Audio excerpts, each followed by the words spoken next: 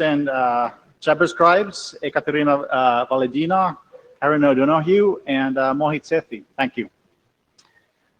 And my name is Yaryak. I'm the chair of the IETF for maybe an hour more. So we're going to go through the administrative plenary and technical plenary.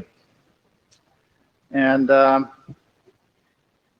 when I came here, I think it was Thursday last week, I came to the hotel. The first thing I saw was routing headers in the hotel elevator. And I actually thought we had deprecated them, but maybe this is the SFC working group meeting, and they're designing some new ones. It was actually an interesting elevator because it was kind of a multifunction elevator. It was also grading your drafts, or maybe it was my jokes. I always got this elevator. Anyway, so the real program is this. We're gonna have a small presentation from the host. We're going to talk about updates, not reports, on some hot topics, IETF-wide issues, administrative issues, NAMCOM update, IRTF, making some changes now. I'm going to have a postal award announcement. Welcome to the next IETF. We're going to have a very interesting tech plenary on protocols and human rights. We're going to be doing some thanking of various people, and then we're going to go into open mic for the different bodies here, the IOC and ISG. And our host in this meeting is Ericsson, and I'm going to ask Gonzalo Camarillo to come up on stage.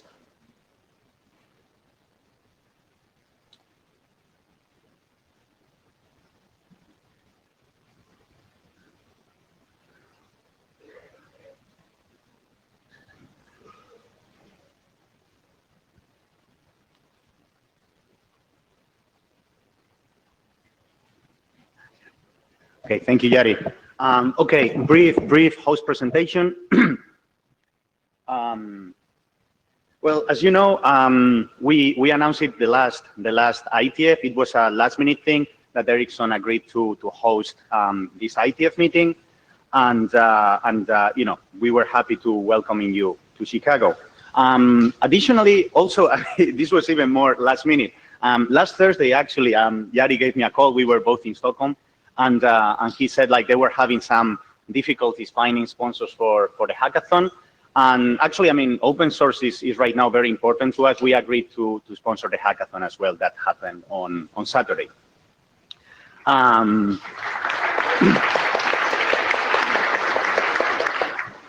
Thank you. And then obviously Ericsson is part of the global IETF host, which means that we commit to support the IETF long term. And so far we've been hosting meetings in Montreal in 2016 and Toronto 2014.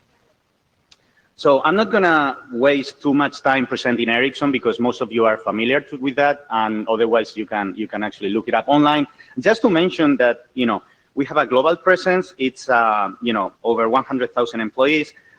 Maybe the only interesting thing here is that we have over 60,000 people that they are basically service people. So in that sense, we operate a lot of networks for our customers.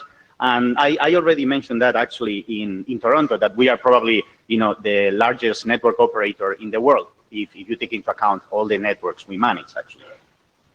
But let me focus. I was asking some of you actually, what would you be interested in a brief host presentation? And as you know, there's this IASA 2.0 discussions. We just got out of the meeting. So they were asking me basically to explain very quickly why Ericsson is interested in hosting an IETF. So let me explain that. By the way, before I forget, I would like to ask to actually thank Suresh. Well, you all know him. He's serving as area director right now. He has helped a lot with hosting this meeting. So thank you very much, Suresh.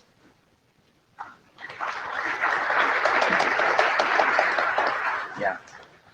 Okay, so the relevance of the IETF to a company like Ericsson, usually people think in terms of interoperability and kind of specific technologies, but I wanted to step back a bit and say that the reason why we find the IETF very relevant is basically because of the global community. So as I said before, we are a company with a global presence, and the global community and the global ecosystem that basically is formed by the IETF is extremely important in terms of industry alignment. And industry alignment basically is important not only in terms of technical interoperability, but also in things like risk management when it comes to investments in R&D and things like that. So in that sense, before going into specific technologies that Ericsson is interested in, I would like people to think in terms of, building a global community of partners, customers, understand that we are doing something that, the community finds valuable for, not only customers, but people basically providing ancillary services and things like that. Then specific technologies, I have a few slides on that very quickly as well. And then governance. We also find the IETF a good venue to work with because of the governance. It's a very good example of the nowadays called multi-stakeholder, approach, or whatever you want to call it, of having, all the basically relevant communities, making decisions. So that's actually quite good. And also something we appreciate from the IETF is the stable administrative and financial support. As I said, we are very happy to see the IASA 2.0 discussions happening so that everything is clarified, and basically, we ensure a good, administrative support for the IETF. So moving on to the specific technologies that, we find basically interesting in the IETF. Last time I was here in Toronto, I was talking about, IMS, Internet of Things. Not surprisingly, nowadays 5G is basically the core of our strategy. And coming from Ericsson, you should be surprised about that. And I have divided basically 5G in three parts. First is radio. As you know, there's going to be a new radio interface in 5G, but those are things that the IETF usually is not so much involved with. The second point is the core network, and the third one is applications. And let me talk very briefly about the core network. We were having we usually have every IETF, the 3GPP IETF meeting. So, engineers from 3GPP coming here, they bring requirements, they basically work with working groups. And just as a heads up, we're gonna be getting at the IETF a lot of requirements coming, not only from 3GPP, but from, open source communities, from, many basically players in that ecosystem regarding to 5G. Traditionally, 3GPP, for example, has been working more with what is nowadays called the art area. But nowadays, this is going to be about routing, about operations, about internet. So that's going to be actually quite exciting to work with them. At the art area, we have a lot of experience working with those organizations. Maybe other areas, they have been doing less work. And we are trying to involve basically all the relevant, area directors, IAB, etc. So we are excited about, that work coming to the IETF as well. So having said that, let me give you also two brief examples of the types of things that we intend to do with IETF technologies in a 5G context. So the first thing is network slicing. One of the big things in 5G is network slicing. Some people love it, some people hate it.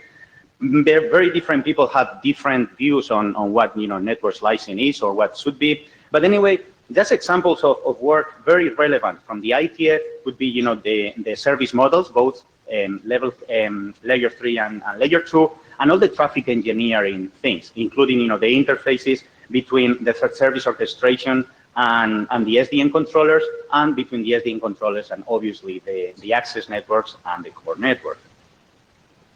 If we go there, obviously talking about traffic engineering, young models, extremely important as well, and anything that is related to basically how to assign resources with all those, to all those network slices, and how to manage the network.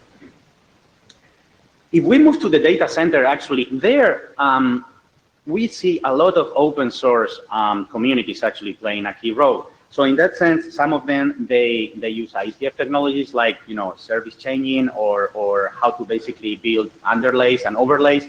But it's also very important basically from our point of view. You will see things also from other SDOs like OpenFlow and things like that. So not only IETF technologies, but still very relevant to us. And one last example is basically the virtualization of the core network. So in 5G, all the core network, the telco core network is being virtualized. And the result is like we have a lot of functions talking between them. And you need basically, the impact you have there on networking is huge. So you need actually deterministic, bound like things like delay, jitter, and stuff like that. So all the work that happens also in the IETF regarding deterministic networking is also very important. So just, to wrap up the talk, since, host talks, they should be brief all the time. Very relevant to what Ericsson is doing. We want to thank the IETF community for all the work he's doing. And I hope that basically this helps also a bit with the work also in the IASA 2.0 working group of basically articulating the value proposition of the IETF. There's a lot of talk about funding, and we need to really have an elevator pitch and actually more than that in order to attract more funding. And lastly, to conclude, on Thursday, we had the Thursday speech, this speaker series. And actually, following up on the 5G issue, we were thinking of something that could be of the interest of the IETFers. Last time we did, 5G requirement when 5G was starting. So this time, John Matson, one of our security experts that probably because he's quite involved in the security working groups, he will be basically going through how security has been evolving since 1G, 2G, 3G actually ending up in 5G, and what are the security actually mechanisms and the threat models that we are basically using in order to design the 5G system. So I hope that you find that talk interesting tomorrow at lunchtime. I'm not sure the room, but probably you can find it on the IETF page. So that's it from my part. Thank you very much.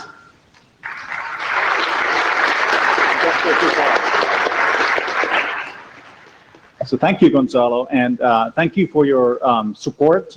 We could not organize these meetings without the support of the host and the global host and all the other sponsors. And thank you also for your interest in the technologies that the IETF is working on. We have some more plaque for you.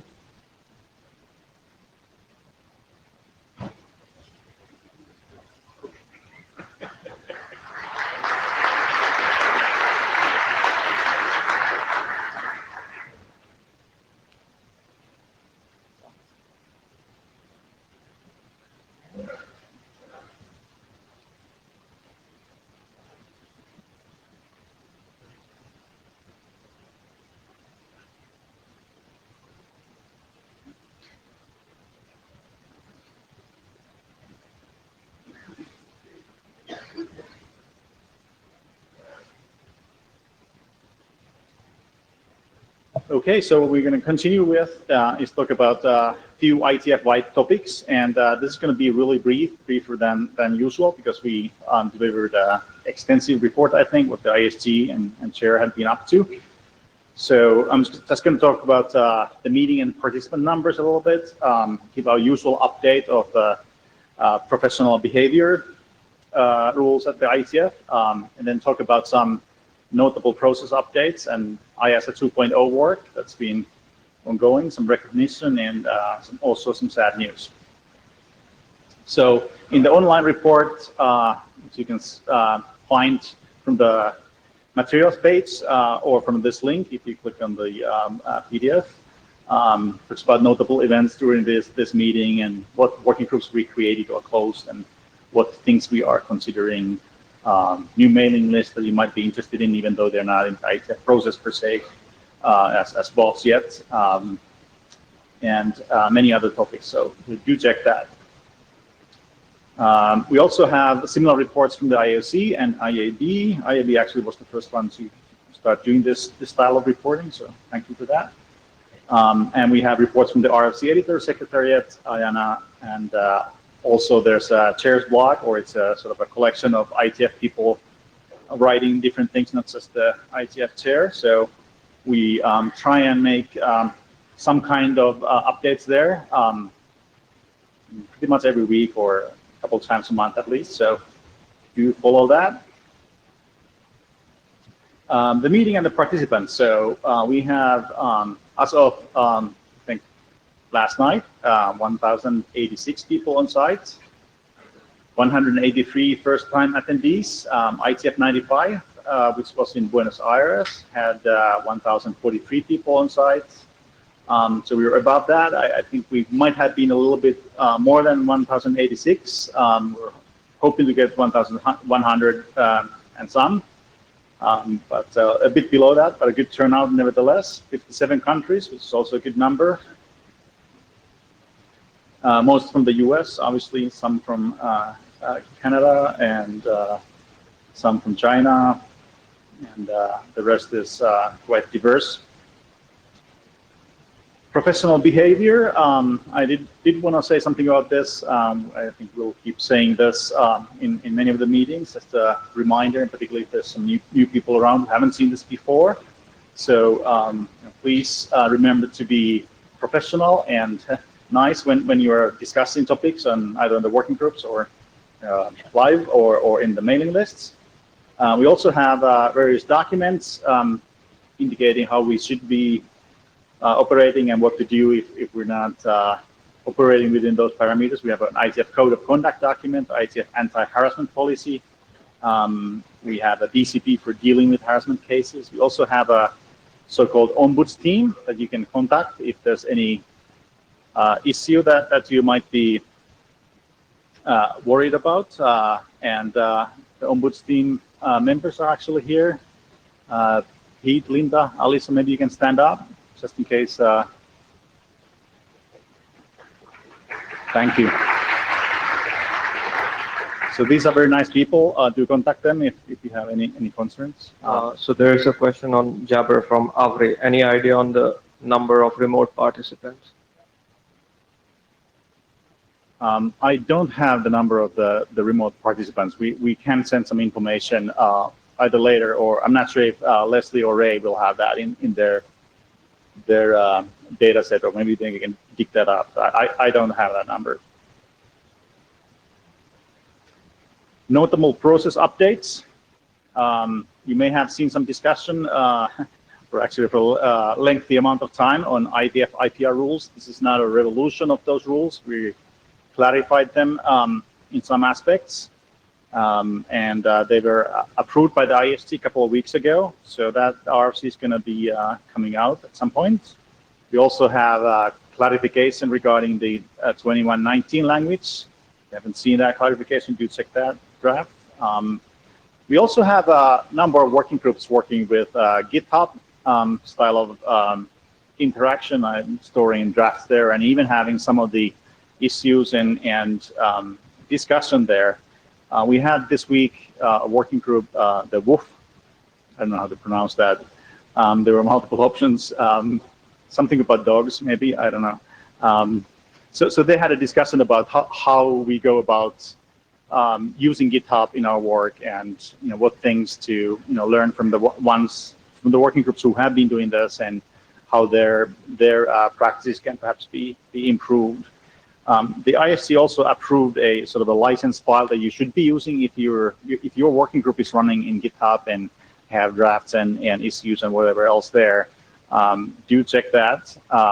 And there's also a template that you can use from Martin Thompson to easily set up this structure with the right boilerplates and such.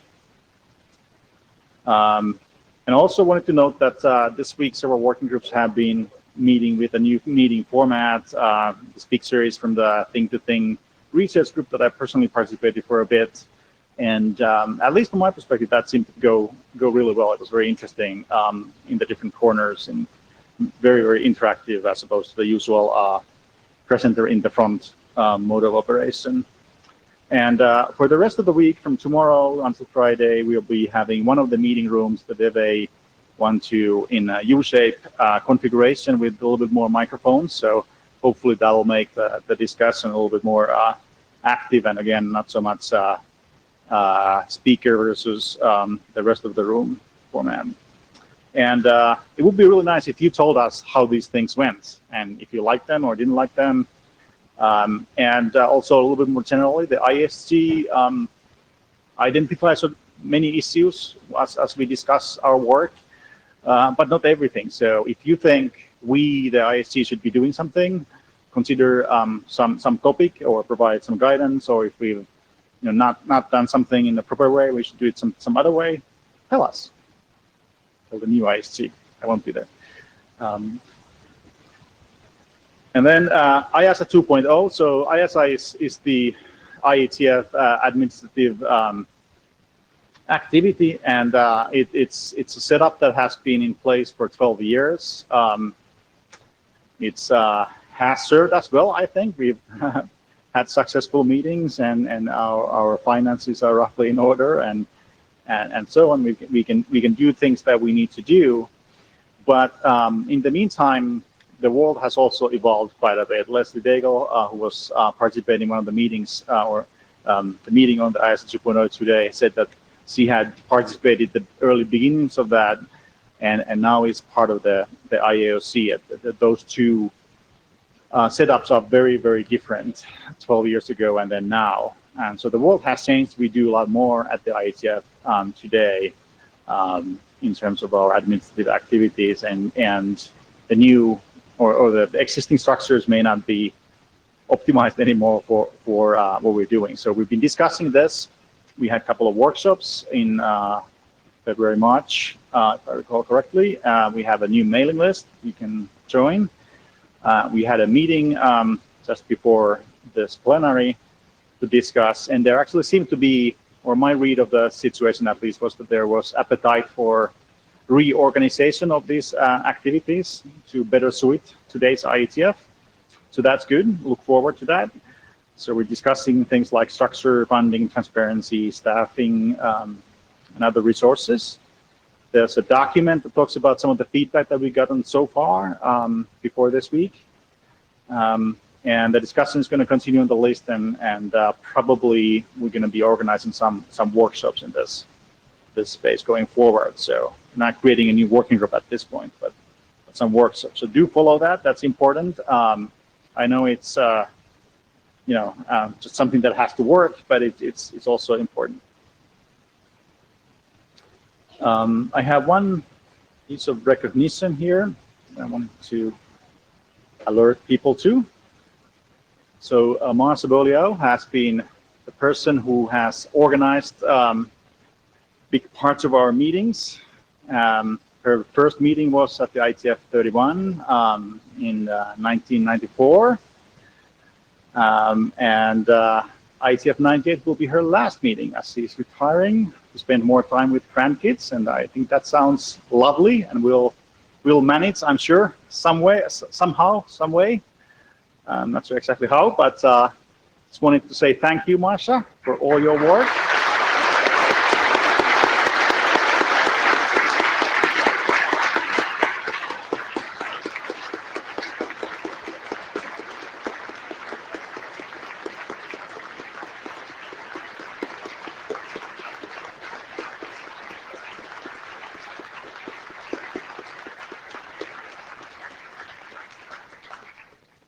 Thank you. Thank you. Unfortunately, we occasionally also get some sad news. And I have two persons here that we have lost recently, Andrea and Sharon. Andrea was working in the TCP Inc. working group, among other things, and Sharon in the PKIX working group and with X509. And I think it would be appropriate for us to hold a moment's silence to remember these persons.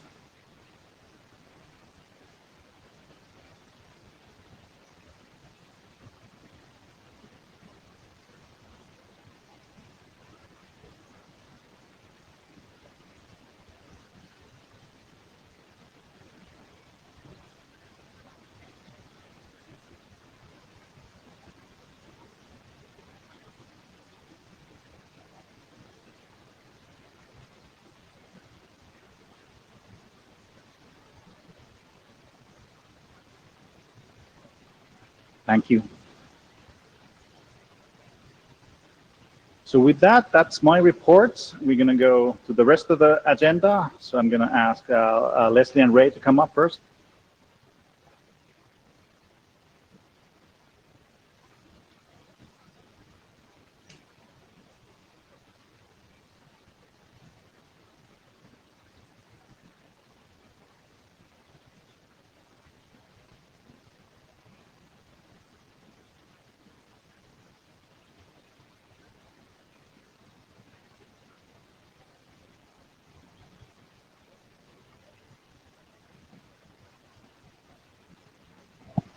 Thank you, Gary. So this is the time for us to give our thanks to folks who are assisting us in these meetings. One is the IETF Global Host, Ericsson. Thank you very much. Suresh and Gonzalo, thank you. We have gold, silver, and bronze sponsors of this meeting, Akamai.ca and Cable Labs and VeriSign. Thank you very much. Welcome reception, Huawei. Appreciate it. Came through at the last minute. Well, we appreciate your coming through. Connectivity of Comcast and AT&T. Thank you, Jason and the AT&T team. And for hackathon sponsors, the silver sponsors, Ericsson, and bronze sponsors, Mozilla. Thank you very much. Bits and Bytes, again, Thursday night. We have several companies that are going to be there. You can see them on the screen. And so that's going to be 7 o'clock in the Lucerne Ballroom. I'm going to be there. So now for the commercial. So the IETF budget for this year is $7 million. And part of that, those funding comes for about $2 million or more in sponsorship. This particular meeting had a target of over $600,000, and we fell short by over $50,000. If you think you would like to, and get all kinds of attention, we have different price points from $10,000 at a bronze level to over $300,000 to be a host. And we have easy payment plans. And this is the guy that's going to get in touch with you if you don't get in touch with him.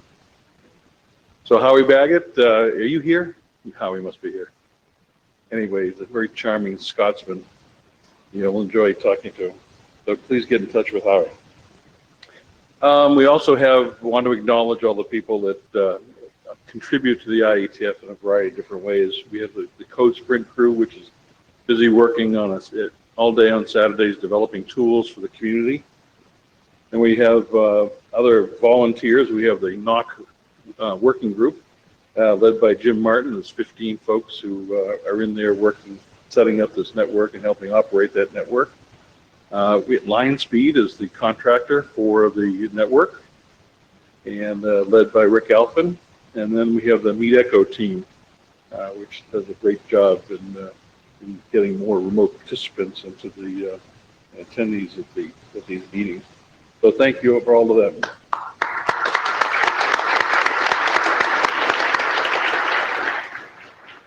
Put a face on a name that Gonzalo mentioned earlier for this Thursday Tech Talk. And that starts at noon, so you have a chance to grab lunch before going in there or bring it with you. John Mattson is going to talk on the real deal on cellular security. And now, it's up to Leslie. Thank you. Great. Just first and foremost, a few updates from the IOC. It's that time of year. I'd like to say thanks to the departing IAOC members, including Benson Schneeser, whose term is ending, and Andrew and Yari, whose ex officio terms are ending. And welcome to new members, Tavi Ranjbar, and Ted Hardy and Alyssa Cooper in their respective ex officio roles. Also, yes, thank you.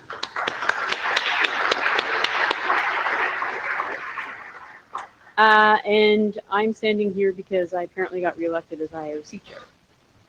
So moving on to important stuff, as Yari mentioned, we do have a long form report with more of the detailed numbers, so on and so forth. Yari referenced it. It's in the meeting materials. You can find it at these links. It's pretty hard to escape. We'll be happy to take any comments on that during the open mic period as well. Focusing on a few items that really deserves an airing here. One of the questions that we are focused on right now is meetings and where to have them. Inescapably, we're looking at the impact of upcoming meetings in the US because of changes in the ease with which various people can get into this country or get back in if they leave. So we are interested in stories of people's experiences coming into the country or planning their travel for this meeting, and also perspectives of people who have concerns about leaving this country and coming back in. We're working on what's a rational way to collect those stories? It will probably be in the form of an online form. So stay tuned for that solicitation of information. Our immediate focus is obviously on near-term meetings. We have a recommendation in hand for what to do with 102, which is next summer, currently scheduled in San Francisco. So we are actively looking for information and working on that, whether that's still a rational plan. Financial results, just to be clear about how we're doing. Last year, 2016, the good news is our expenses were below budget.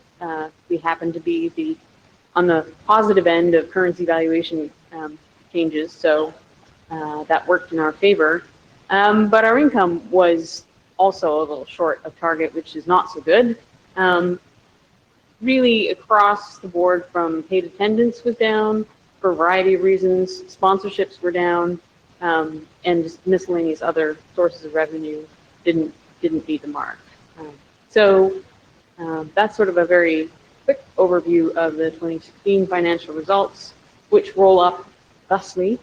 The Internet Society actual support overall for our activities was just over $2.5 million, which made it a couple $100,000 more than originally budgeted for 2016. So that's the roll-up summary of the state of our finances from 2016. There are, as I said, more details, more numbers, more information in the long-form report that's posted online.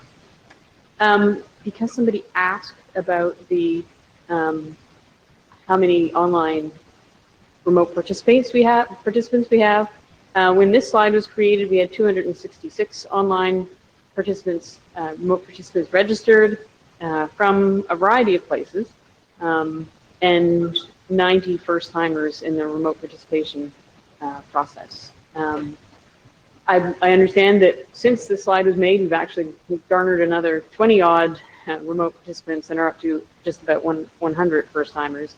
So that's the data as we have it. And I think that's all I will say for now. Okay.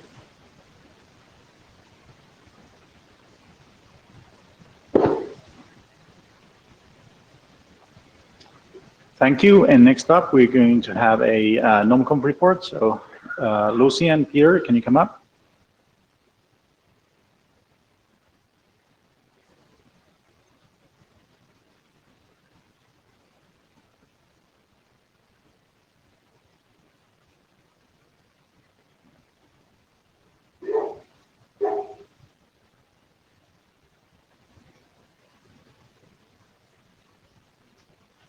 So Peter and I are going to be a doubles team here. All right, so you see before you the list of the voting and non-voting members of the NOMCOM. If any of you are in the room, could you please stand up? I see some of you. Could you give them a round of applause, please? Thank you.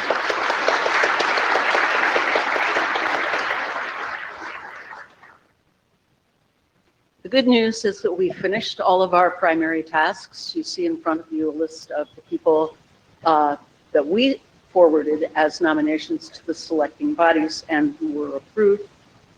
One kink in the process this time, you will notice the interim AD slot at the bottom. This was our bonus round. After Alyssa was moved into the chair slot, we discovered some gaps in the process and went through the emergency vacancy process, which takes place in a 6-week time frame. So we got a speed session. There were a couple of issues that we flagged for discussion with the community. There are some known areas of weakness that continue to show up in the NOMCOM process. It's a very small leadership pool that we draw from for some areas in particular: ops, internet, transport. Employer support for participation is not always forthcoming. We have good candidates who withdraw in every session. And clear and distinct job descriptions are probably needed for some of the places where the roles are less understood. The IAOC is an example. Understanding in a given IAB session what skills are needed to fill out the complement sitting on the IAB would also be helpful for NOMCOM.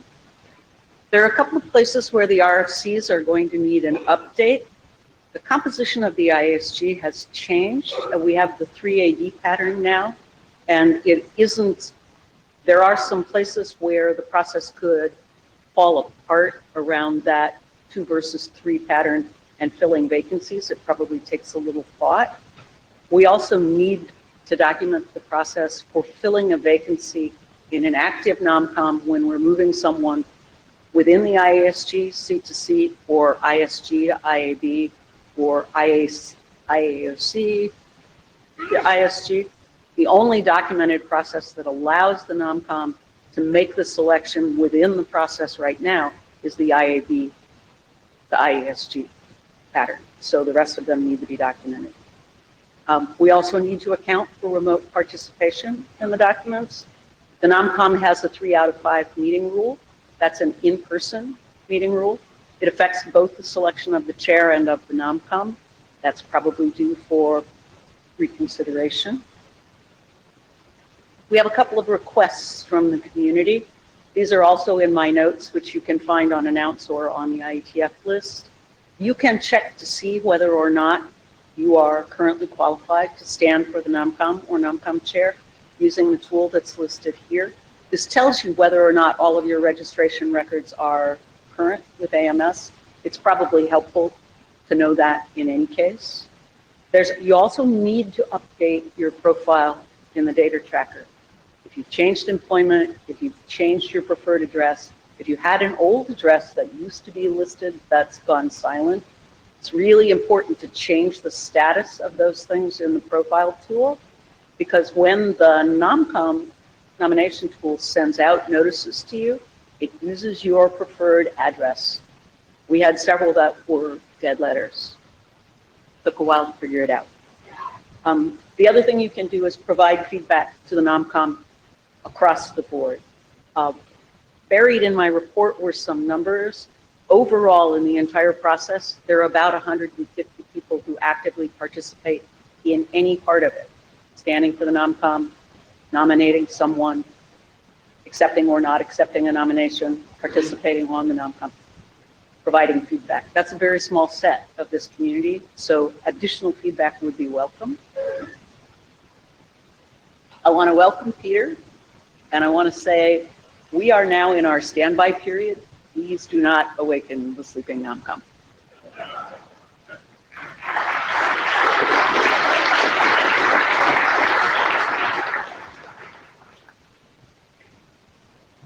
Thank you. And next up, IRTF, Alison.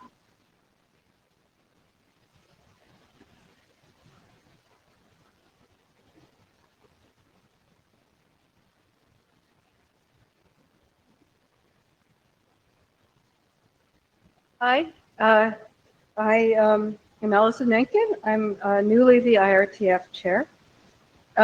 This is really just a couple of slides about the chair transition. I'm very happy to be stepping onto the broad shoulders of Lars. He did an amazing job as the IRTF chair for the last 6 years. This slide's out of date. He actually handed off the chair doc to me on Sunday.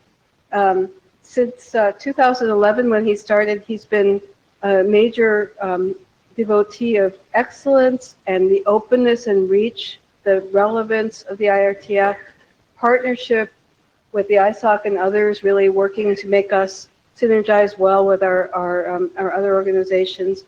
And he is the source of innovations that included the Applied Networking Research Prize and the Applied Networking Research Workshop, which I hope you know about, but I'm going to give you just 2 more slides about that. I'd like to ask that people thank Lars for this excellent 6 years of service. Lars, are you here? Stand up.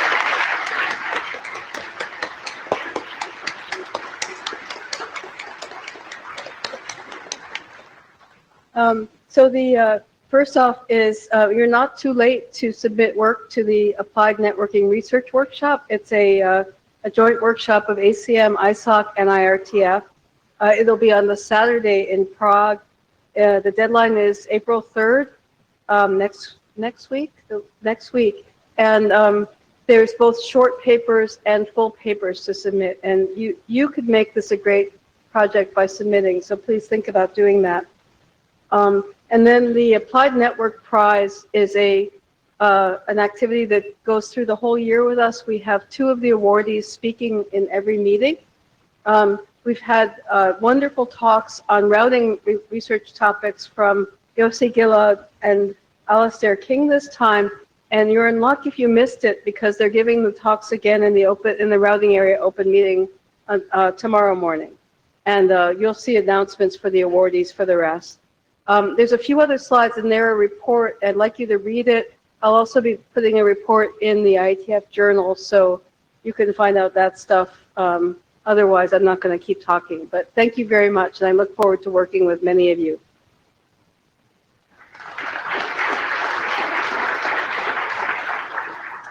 Thank you. And Kathy, if you can come up and talk about the award.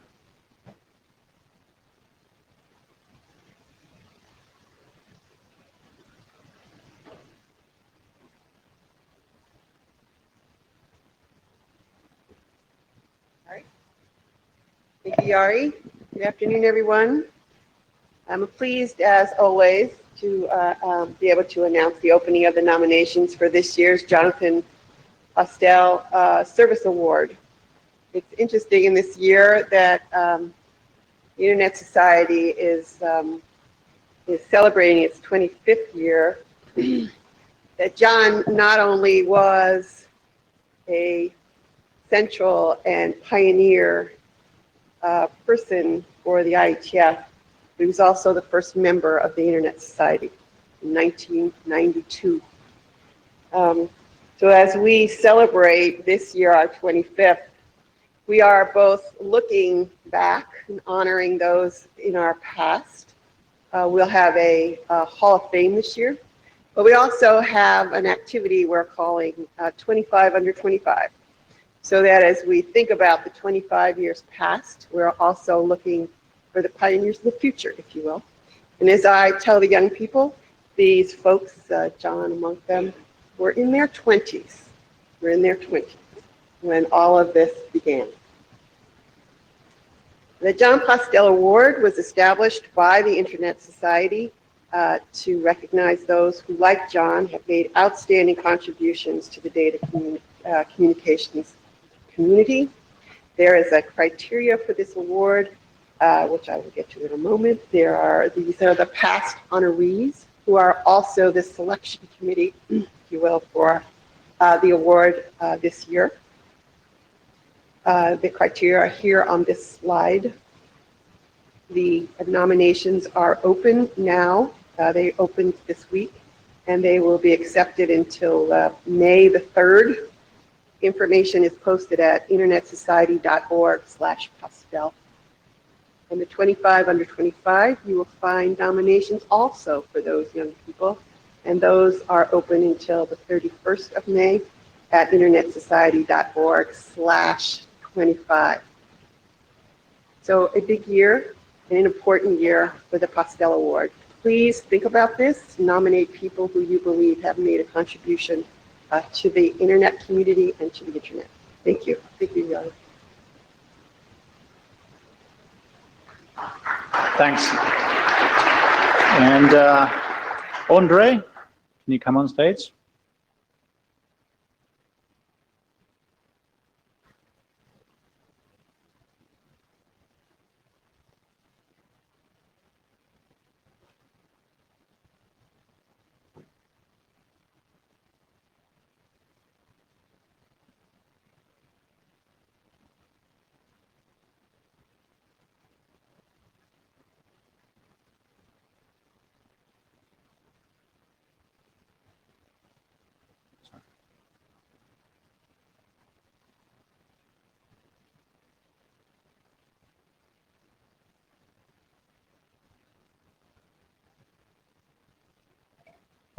Good afternoon, everybody. My name is Sundray. I'm from Syzetnik, from Czech Republic. I would like to invite you for our next IETF meeting. That meeting will have 3 hosts, so that's why we are 3 here. Jason from Comcast and Glenn from NBC Universal.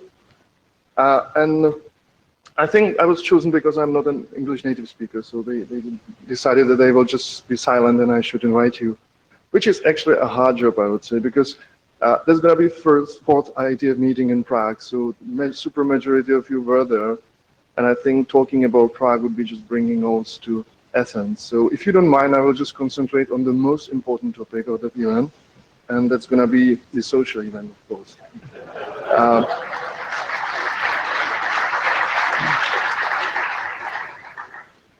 Last time we were in Castle on an island in the river, so we decided that the river was fine. We will not move far away from it. So we were on the river's bank, close to the Charles Bridge. That's one of the most beautiful parts of the city. It's a restaurant called Hergetova Cihelna, or Herget's Brickyard, if you wish, and it's really a beautiful place. And we decided that it's probably good to have some themes, some topics of this event. So.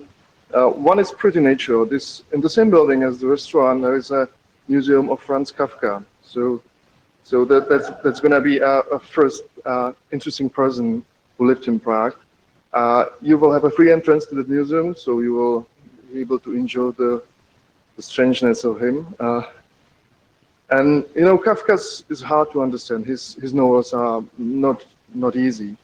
And the same thing is the Czech humor sometimes. So please don't be surprised if in front of the restaurant you will see something like this. Yes, those two presents are a little bit rotating, right? And the thing they are sprinkling, actually, it's a silhouette of Czech Republic. So as you can see, we are not a very patriotic country. The second present, and I think you will notice his name when you will land in Prague, is Václav Havel. You will land on Václav Havel Airport. You know, he was the last Czechoslovak and first Czech president, a lifetime fighter for human rights and freedom, very good, great person. I will tell you something you don't know about him, actually. When he was inaugurated as a Czech president, or Czechoslovak president, he came in a trousers with short trouser legs, you know. It was quite, you know, Czechs are not exactly the fashion freaks, but it was noticed by everybody that his trouser legs are a little bit shorter than it should be.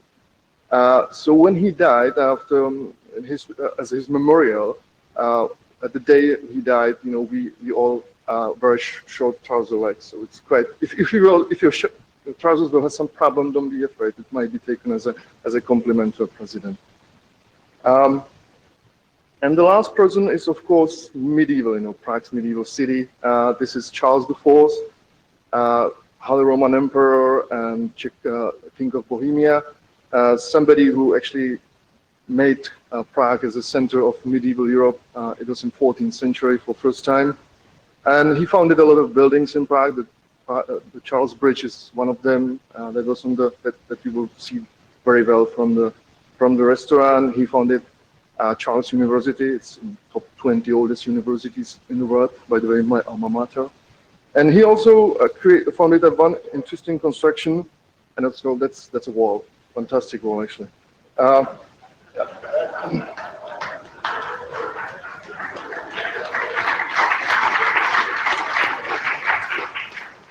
This wall was built in the time of famine in Prague. Many people were starving, and since the royal granaries were full of grain, he decided to give the food to the people, but he didn't want to give food for free, so he decided to build this wall. It has no other purpose. It was just a wall to feed people. So that's why we call it Hunger Wall, and might be an inspiration for some other constructions in the world, if you wish.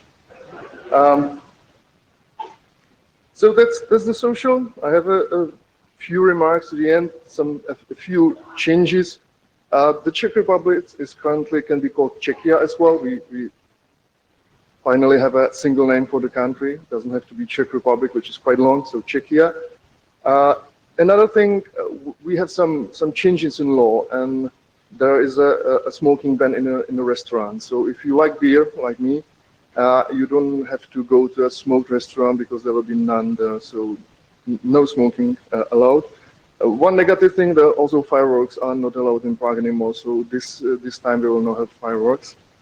And last but not least, we reached an agreement with Prague municipality so that every IETF attendee will have public transportation for free. So once you registered,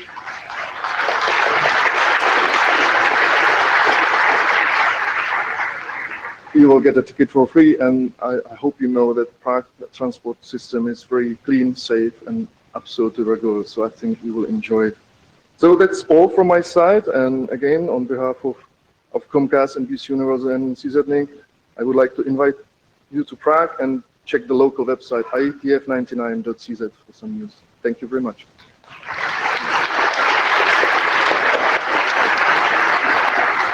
Thanks, guys. Thank you for your support. I'm looking forward to it. And next up, we have the technical plenary. So Lee and others, can you come up and start the program?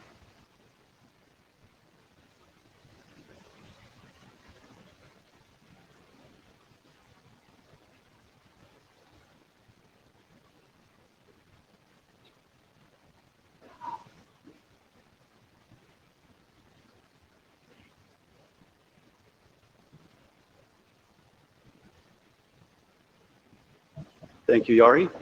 So the IAB has instituted a technical plenary planning program, and I'm the titular chair of that, although it's been very collaborative.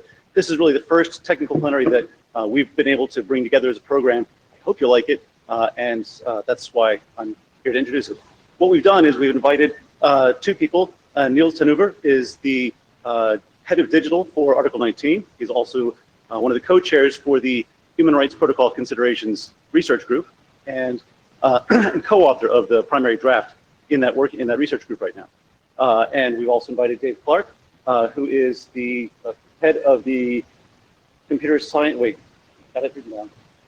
CSAIL. That's the easy way to say it. The Computer Science and Artificial Intelligence Laboratory at MIT, and his work is cited in the draft, which is part of why we thought that his perspective might be a useful complement. So we're going to have Niels speak for a few minutes, and then Dave. No, thank you.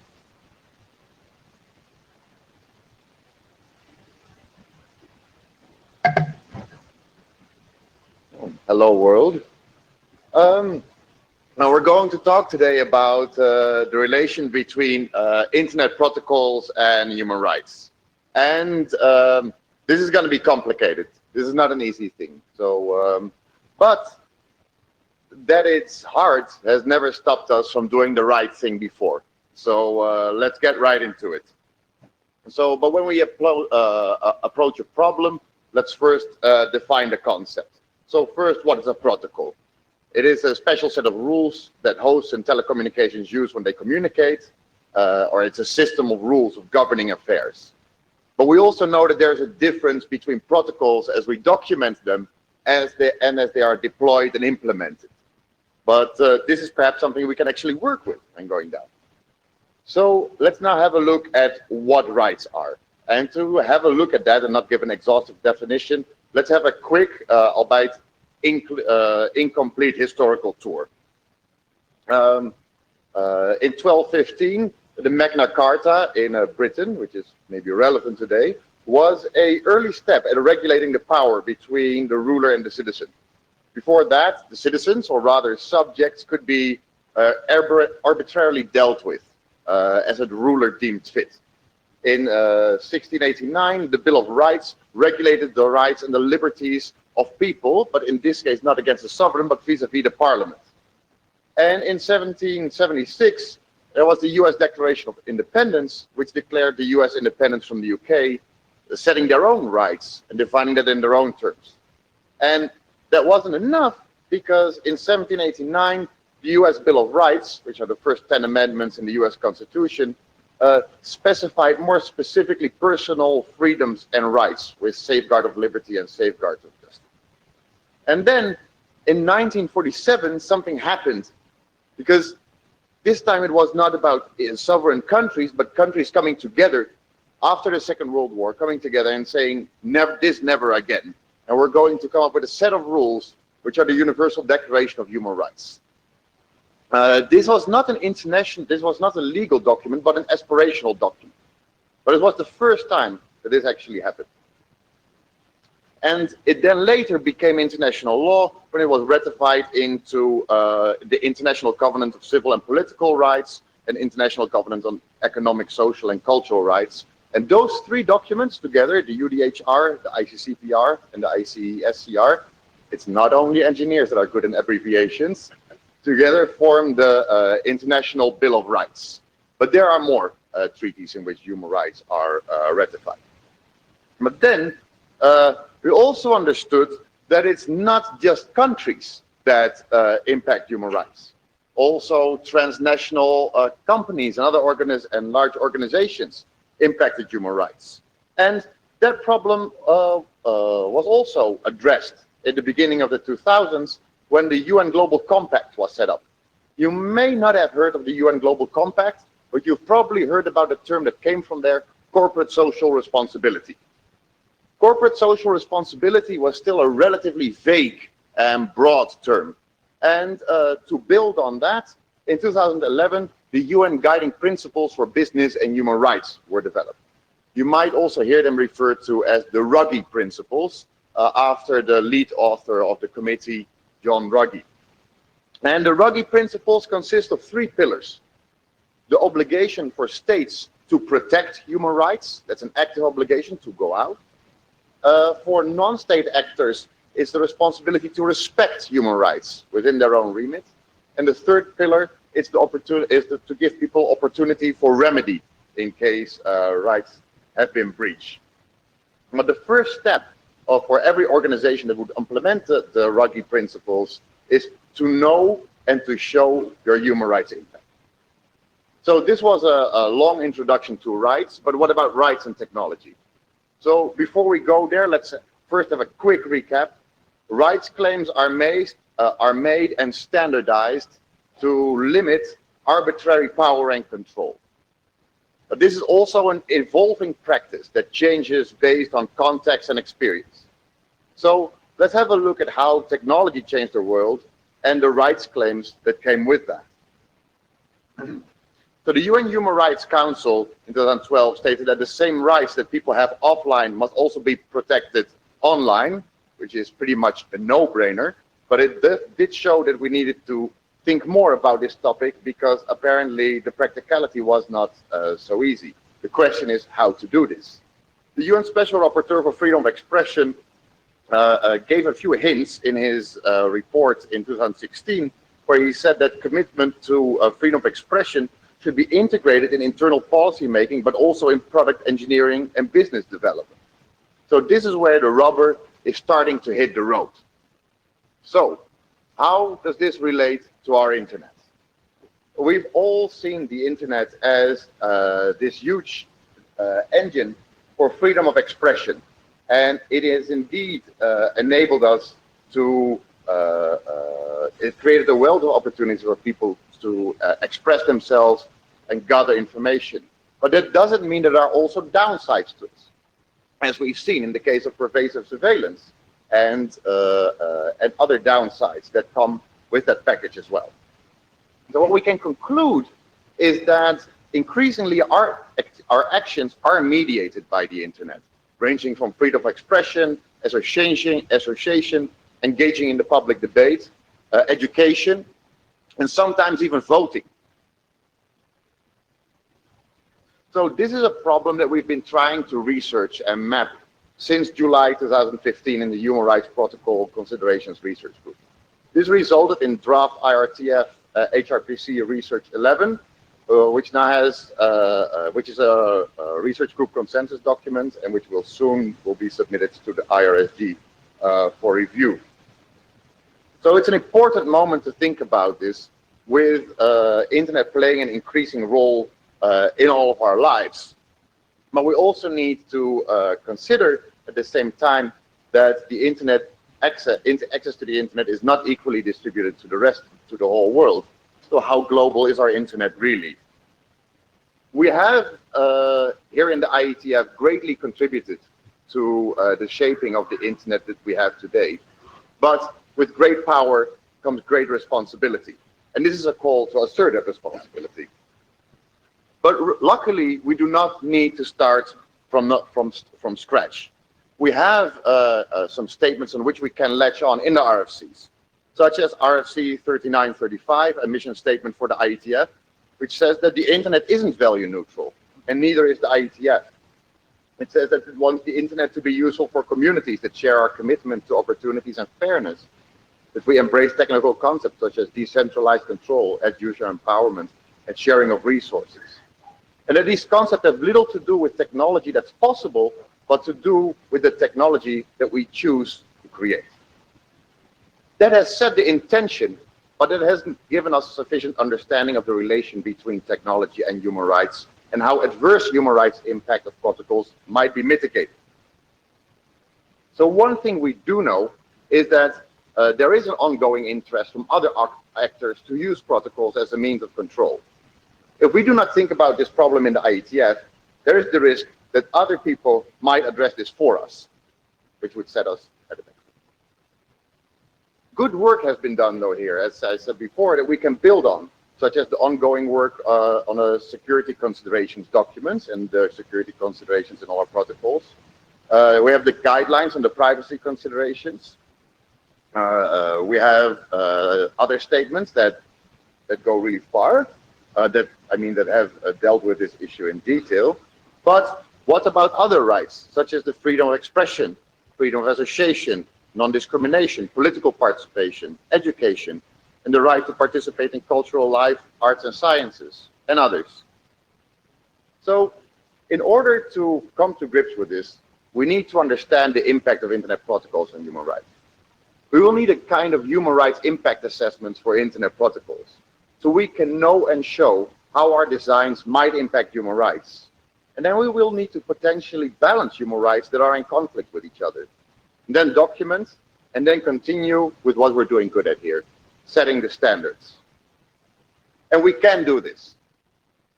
Mankind has been setting standards since Pompeii, and here in the IETF we've been doing it for a while as well. And also in the standard sector, we're not the first ones thinking about this either.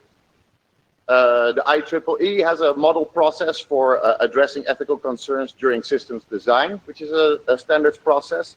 And ISO has ISO 26000, which is a standard on social responsibility. That said, again, this is not easy because not everything is done by the IETF.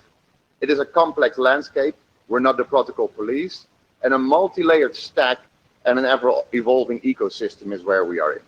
But we need to understand our own role and remit in this and take that responsibility.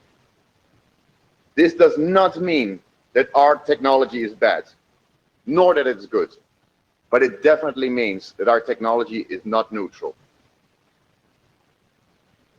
Almost 2 years of work resulted in the research group consensus in HRPC.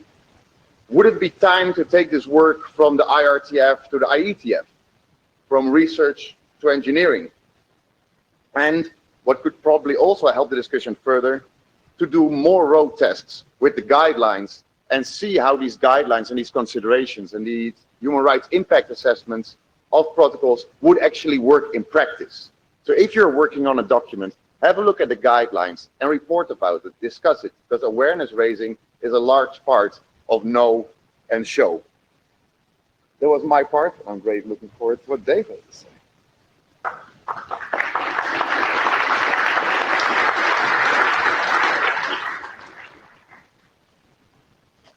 So let me begin by saying that I've read the draft he's talking about. I greatly enjoyed reading it. I absolutely recommend it as a perhaps diverting digression from something that explains how to use the 32 bits in a header for some new use. And, oh, he said 128. He's reminding me that I come from the earlier generation. I'm sorry, I'm so old. And also, if you think this was a little abstract and you're trying to figure out what our protocols might actually have to do with human rights, there's some very concrete examples in this document that sort of brings this down. I personally found it fascinating to read the Universal Declaration of Human Rights. There's some really interesting questions in there, and it's caused me to have some conversations with constitutional. By the way, I don't know how to get my slides up here, so I'm going to talk while somebody else. I don't do Windows. Well, this is a Mac. How would they do it? For example, one of the rights that's defined in that is the right to leave your country. It doesn't say any country has to let you in. You have the right to leave your country. So that raised an interesting question. Should the same rule apply in cyberspace? The obvious analogy being, should you be able to VPN into another country and be a cyber tourist? And I tried that on several constitutional lawyers who are the ones who are best qualified to think about this. And the answer was no. The analogy does not hold. And there's an interesting reason for that, of course, which is that when you go to another country, you're unambiguously subjected to the law of the land in that country. But when you VPN in, who knows what laws govern you. So there's all kinds of interesting conversations that arise in this space. But I want to say specifically, why am I here? I'm here because in 2005, with some co-authors, I wrote a paper in which we introduced, we picked a word, and the word we picked was tussle, and what we were talking about was the contention among actors with differing interests to shape the internet to their preferences. And I'm not talking about good guys and bad guys, I'm talking about people with legitimate interests that may be adverse to each other. And the interesting thing about the internet is how this tussle plays out. At the time I wrote this paper, we were just in the midst in Boston of this catastrophic effort to put all of the major highway underground. It's called the Big Dig. And there was tremendous tussle about the Big Dig. Where should the entrance ramps be? What neighborhoods were going to be disaffected? All this kind of thing. But by the time the design is done and they start pouring concrete, the tussle's sort of over, mostly. Except when the ceiling starts falling down, but we won't go into that. And the point about the internet is because of its plasticity, the tussle continues at runtime. And if you just look at what's going on now in response to the movement toward the increased encryption of things, where what you see is people trying to break the encryption by messing with the certificate authority system, you see it's an ongoing process. And so how do you think about that? What we wrote in the paper, and this was a design preference, it's debatable, but what we wrote in the paper, I'm sorry there's text, but I'll read you the key point. What we advocated was design for tussle, design for variation in outcome so that outcome can be different in different places. And the tussle takes place within the design, not by distorting, violating, or attempting to break it. Don't design so as to dictate an outcome. If you do, the design may break. There's the informal aphorism in this space, which is the tree that bends in the wind doesn't break. Here's another way to think about it. You're designing the playing field, not the outcome of the game. But if you're clever, you can tilt the playing field. And that is the opportunity that you have. And I want to stress, our work is not value neutral. There's a movement, there are a number of people in the computer science community that advocated for this. It's been called the Values in Design movement, and I strongly believe in this. If you're interested, you might just go Google values in design or values at play and see some of the writings in this space. But there's no doubt we are not value neutral. And sometimes you have to work with people to try to figure out what the values are that they're actually expressing. Now, let's get to human rights. And I think it's actually interesting to read the Universal Declaration of Human Rights, but I want to bring your attention to, I think it's sub-item 2 of Article 29, which basically says, in the exercise of his rights, this was after World War II, in the exercise of his rights and freedoms, everyone shall be subject only to such limitations as are determined by laws solely. Notice all the qualifying words in here. Lawyers were putting those in. For the purpose of securing due recognition and respect for the rights and freedoms of others, and of meeting the just requirements of morality, public order, and the general welfare in a democratic society, which put bluntly means local law trumps human rights. And otherwise it wouldn't have gotten signed. So there's a huge hole here through, several countries have driven a truck through this hole. And I don't always like some of the things that have happened in this space, but it's important to remember rights are not absolute. And so the question is, when you think about human rights, do you think about it as something that you're going to advocate for in a sort of an absolutist sense? Are you going to recognize that human rights is embedded within what I would call the tussle space? So let me give you a couple examples. You need to think how tussle plays out. It can play out in the courts, it can play out in legislature, it can play out in a larger social context where people use technologies in ways sometimes that you didn't expect. It can be controlled by the choices in how people spend money. It was Alan Kay who said the best way to predict the future is to invent it. And I said, no, Alan, the best way to predict the future is to invest in it. You get what you buy. Or it can be shaped by the use of features of the technology. And designers of technology have a choice. which is what I'm going to call to be in the conversation or out of it. Are you designing the technology such it helps to define the playing field, or are you going to let the game be played by someone else? And I want to offer you an example in this space of an interesting issue which goes back in history a little bit. It's the very first time that the IETF was approached and asked to design standards for lawful intercept, or what's called exceptional access, or informally wiretap. The IETF was invited to design standards that would implement the relevant sections of what's called CALIA, which is the Communications Assistance for Law Enforcement Act. This was around 2000, and the IETF, after some deliberation, declined to do so. And it's interesting to go back and read the document, which I respect. I think the reasoning in the document was quite sensible. But go back to read RFC 2804, otherwise called the Raven process. I'm curious, how many people here remember the Raven process? Oh, I'm so old and you're so young. I'm so sorry.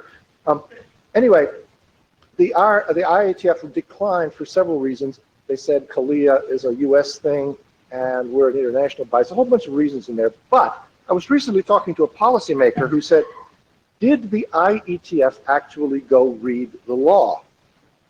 And I don't actually know the answer to that question. Maybe somebody here does. But he pointed out, what? I'm sure you did. Yes, right. Who was that?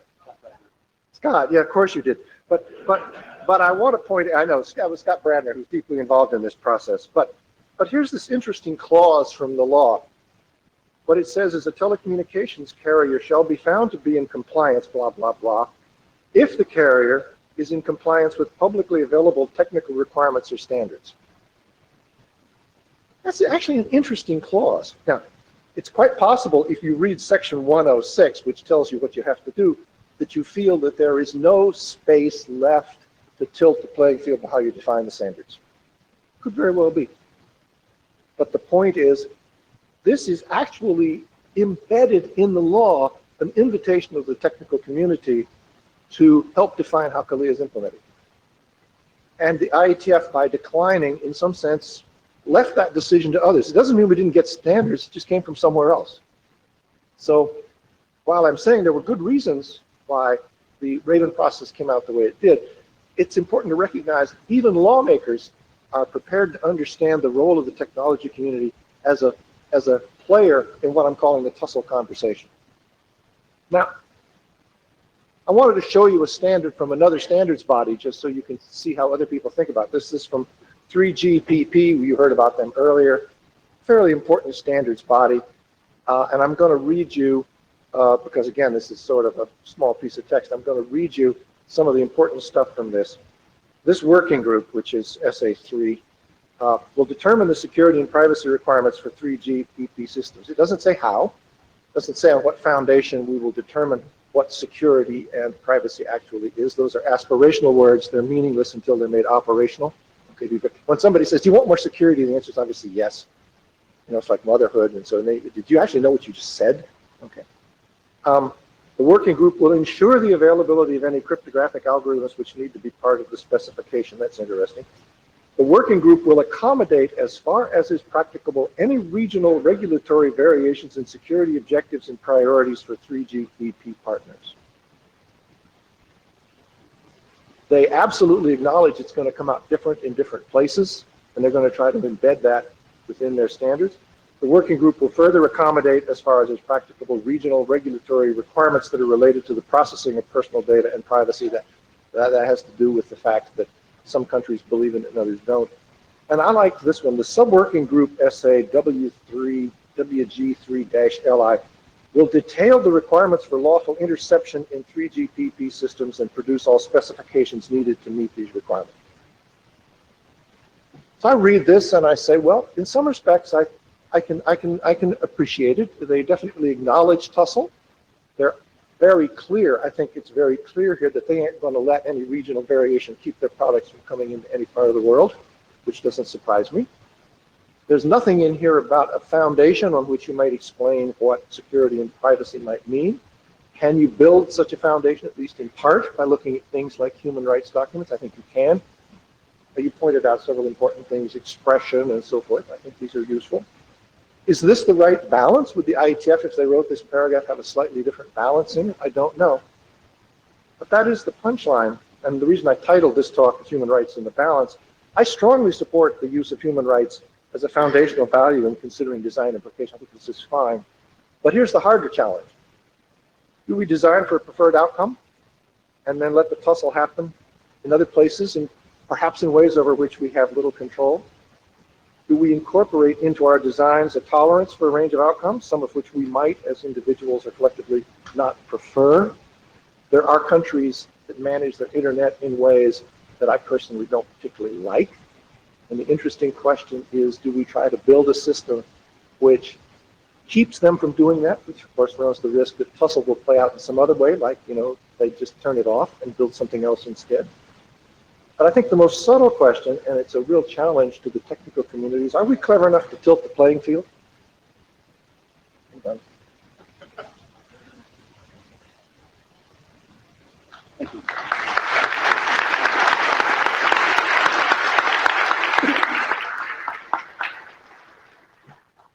Looking for confirmation. I think we have about a half an hour for comments and questions. This is the kind of topic that it seems to me that people who are just thinking about it for the first time have sincere and profound opinions that absolutely must be aired. So I'm hoping, I would love to hear folks having questions for either Niels or Dave about what they've described, or even about any of the other prior art in research in the area, what other standard bodies are doing, and preferably, hopefully, some suggestions for the kinds of things that maybe we ought to do. I'm seeing somebody at that microphone first. It's a little bit dark over there, but I see people approaching that. So, hi, Dave, Scott. We did sort of do what you suggest.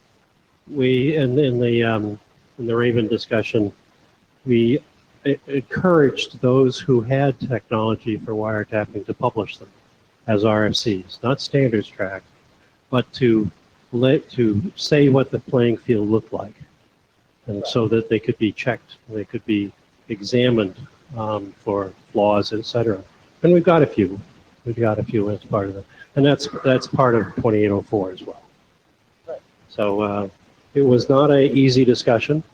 We had people who thought it was a moral sin that governments wiretapped, and we got people who said that it's government's responsibility to do so. So it was a political discussion masquerading as technology. Yes. Mia, sorry, you want to answer? So I think I should go and read the document from the Human Rights Research Group, but just for the context of this discussion, can you maybe give some examples what the guidelines are that are in this document?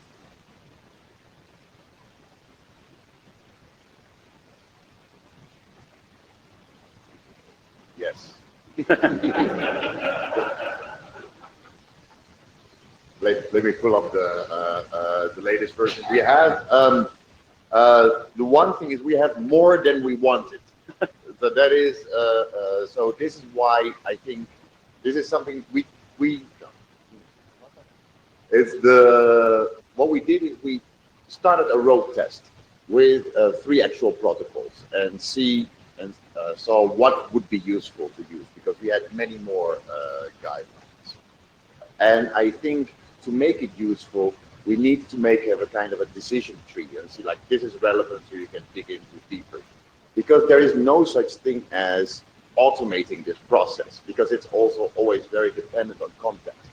That's why I think what Dave said was really correct. We cannot say this is where it's going to go, because we cannot predict how protocols are going to work, and not even how they're going to interact together, right? But there are things we can think about, like, will this protocol make censorship harder or easier? On what level? Will it be transparent? What impact will this have on privacy? What does this protocol allow for internationalization? Does it have an impact on anonymity? But also accessibility, localization, decentralization. All those kind of things are things that you can think about. But this is not an exhaustive list. So what we did is that in the development of this draft, is that we went through different protocols. We did interviews, but there are of course a lot of rights that we probably haven't dug out sufficiently.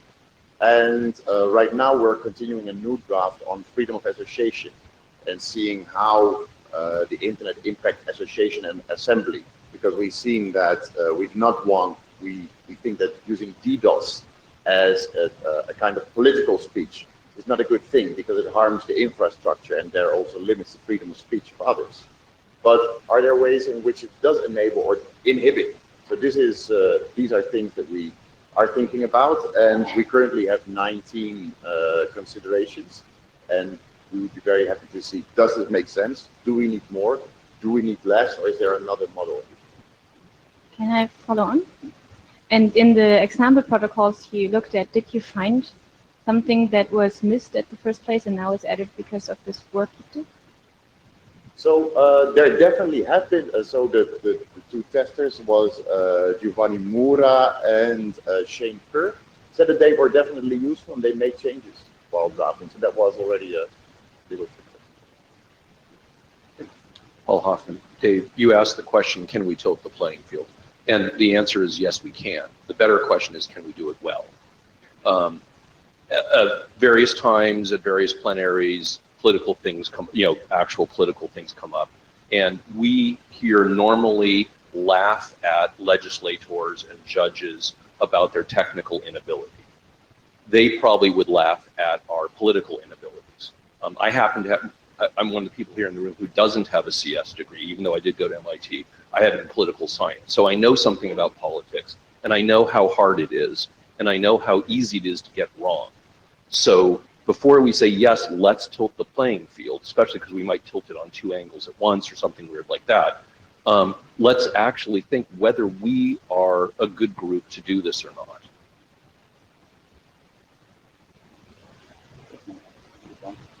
Is it on? Yes. I fully agree with you about the difficulty of doing this. I think the real point is that it does require a conversation among people with different skills. And it is very important in this space to listen to people who bring different perspectives, social perspectives, legal perspectives, moral, ethical perspectives. So we may not be the right group unilaterally, but I think we should, I would say we should try to be very much be part of that conversation. And I think figuring out how to have that conversation, what group it should be and so forth. When we, the NSF has sponsored a program over the last several years to ask what the internet of 15 to 20 years from now might look like, just to get people to think freely. And we call this Future Internet Architecture Project. And they actually invited a bunch of social scientists to sit in our meetings and critique what we're doing. And whether that went well, always, having those perspectives in the room was fascinating. And by the way, those people were intrigued by the nature of the conversation as well, because we kept saying things that were completely incomprehensible to them. and that was And fine. them, It was us, good. probably. So, well, yes. So yes, who are the people in the room? How do you do this conversation? And these are really important questions, and I don't mean to minimize them at all. That other people, such as lawyers, judges, legislators, and the public opinion and the market is thinking about ethics, doesn't mean we should not. We Correct. cannot outsource our ethics to others and hope that they will take care of it. So, but that also means we're not going to replace them. We should just, within our little remit, take our responsibility. Work with them, as David was saying. Okay, thank you. So, my name is Pete Resnick. I wonder, looking at what we did with pervasive encryption, I thought it was a cute trick. We reduced the problem to an engineering problem. We said, we don't want to design protocols that allow for pervasive encryption because pervasive monitoring. Thank you. You heard what I meant. Yes. We don't want to allow protocols that allow for pervasive monitoring because, in effect, any pervasive monitoring reduces to an attack. It's the same as just another security hole, and it's impossible to tell the difference between so-called good monitoring and the kind that bad people would do. I wonder if that's sort of a good path for an organization like ours is to always look for those, reduce it to an engineering problem where there's an embedded principle and an important ethical principle, but we don't want the entire engineering organization to be constantly trying to wrestle with ethical problems.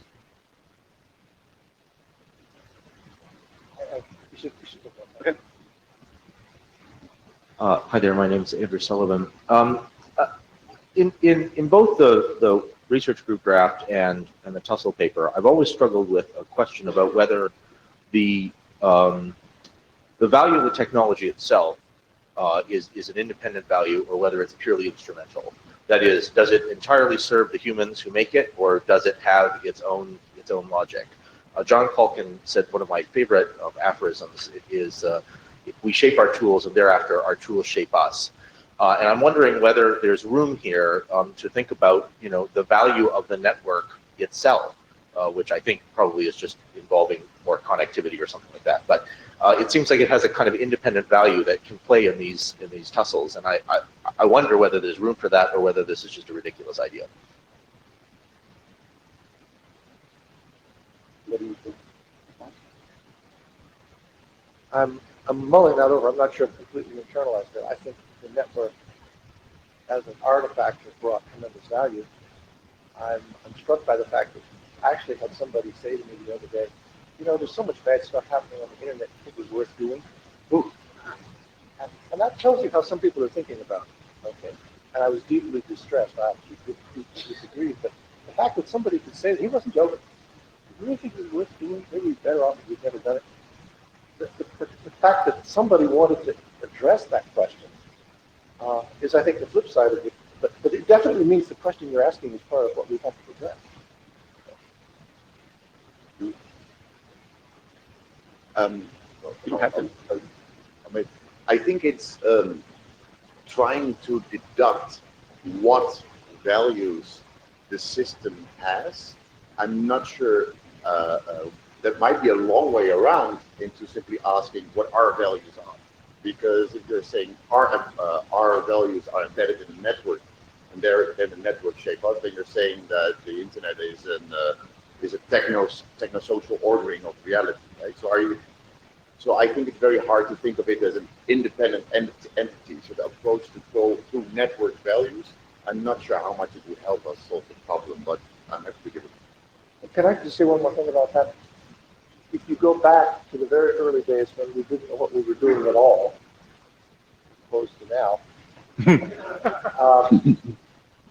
the three of us wrote a paper called the End-to-End Arguments, and that paper has been cited as a foundational argument in favor of all kinds of things, network neutrality and openness and so forth. And I'm a strict constructionist about that paper. If you go read the paper, what it's about is building a system that works. There's a correctness, there's a very simple correctness principle in there, and the correctness principle is, since the network doesn't know what the semantics of the application is, the semantics have to be validated by the code that knows what the application is, which runs in the end nodes.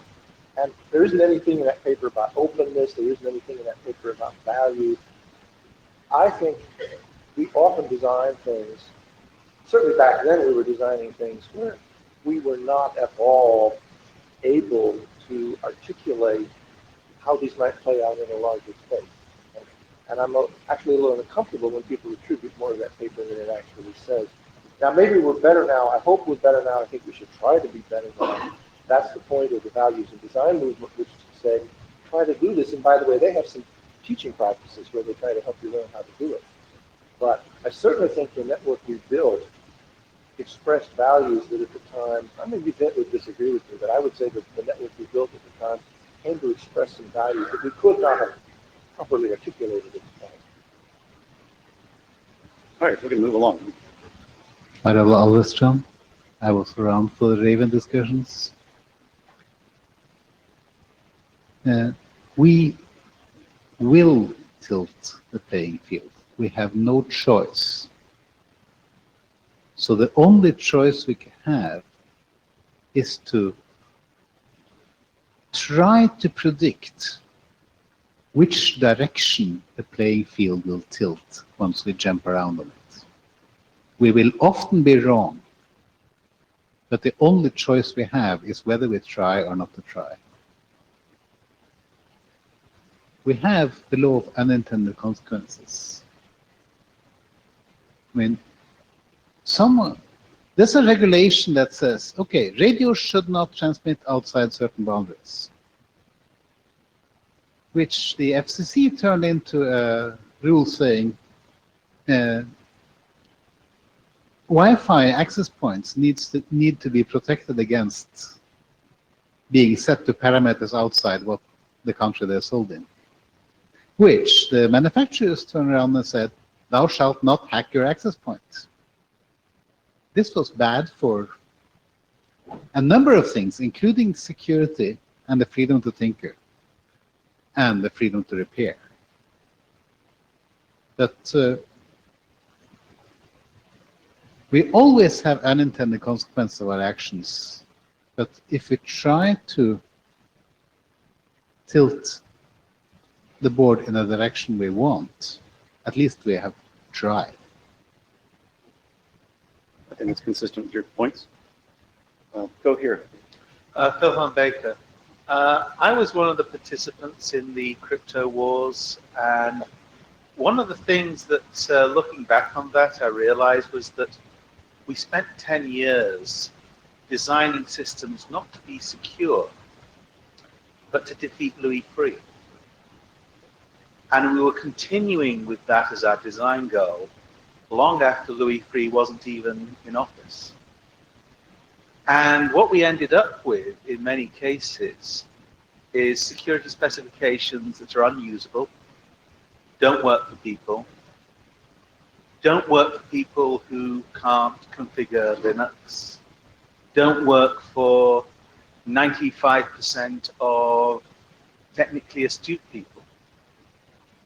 And I think that what we might need to do is, when we approach these things, we've got to be very careful that we have the real needs of real users in view, and that we're not using this as an excuse to go on our own little ego trips, which is very easy. I've done that myself a few times, maybe.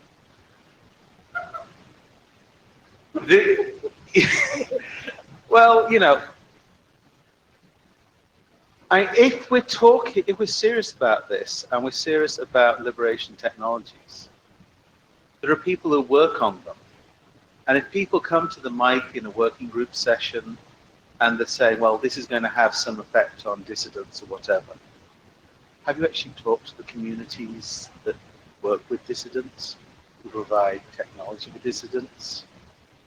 I have. And I would like other people to do that, because it's only if you look at it from their point of view that you suddenly realize, well, yes, just throwing encryption everywhere is not solving the problems. What we've got to do here is that we've got to come out with a set of application layer crypto that anybody can use. We just had a failure of email security that tipped an election. And the failure was that a certain grandmother, nearing 70, was not able to use end-to-end encryption. And that's because we blew it here. If we had produced a decent, usable end-to-end encryption stack, maybe the result would have been different.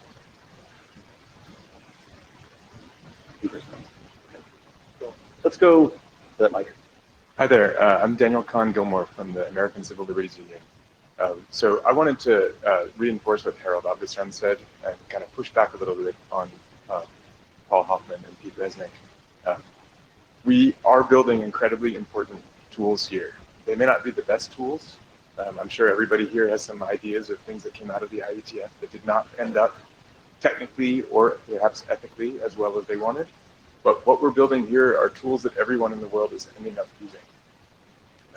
And so while it would be nice to say, let's try to not let the engineers have to think about ethics all the time, it would be nice to be able to say, we might not tilt the playing field in the right direction, we might not be clever enough, let's just step back. The fact is that we are building the playing field today.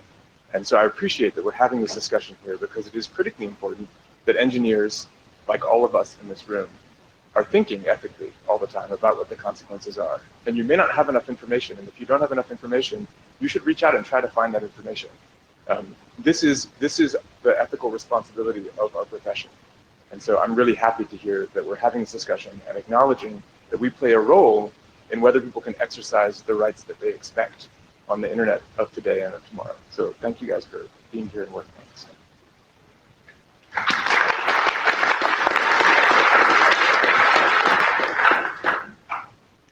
Thank you. The Roman roads enabled the Roman pax, and the human rights defined by the oligarchies of Rome. That is, Roman citizens had specific rights and the rest of the world had slavery for non-citizens. Are you saying that the internet, which is a virtual highway similar to the Roman highway that connected the known Western world at the time, should be defined by this virtual society, i.e. the IETF, as an internet virtual technology? Is this one group defining for the rest of the world? Do you feel that we have the rights to do that? I'm questioning the basic premise here. I don't think I understand your question, because I don't think we should define human rights here. Human rights were a set of treaties that are the most widely shared universal ethical principle, signed by almost all countries. So, and I would not say that we should go out and do something to people, but apply it to our own work and take our own responsibility. I believe you have a bit of history here. You're pointing to a set of rules from the Western society that you are engaging in as the premise of truth. And I point to another point in history where another group felt they had the premise of truth, i.e. the Roman oligarchy. And at that point, they defined a definition of citizenship for Rome and slavery for the rest of the world. I'm not saying that I'm not saying that freedom's wrong. I'm not saying that the rest. I'm just saying that your premise that you base it on may well take a good look at it. The basis of it is based on some assumptions that may or may not be correct. And I will address this to Dr. Clark as well, because I'm just saying, think deeply when you say across the world you have thrown out national rights, or have you gone above? Because you have defined these rights as above all other things. I'm not saying what's right. I'm not saying what's wrong. I'm just pointing to two situations which are similar. Thank you. Can I? There's no doubt, if you're a cynic about the Universal Declaration of Human Rights, and I've spoken to a number of people about it, that it reflects a sort of a Western-centric conception of what rights might be, and there are a lot of countries who signed it under the expectation that, well, you know, it's just a piece of paper. And that is, I think, again, my political science friend said, how could you possibly think about it any other way?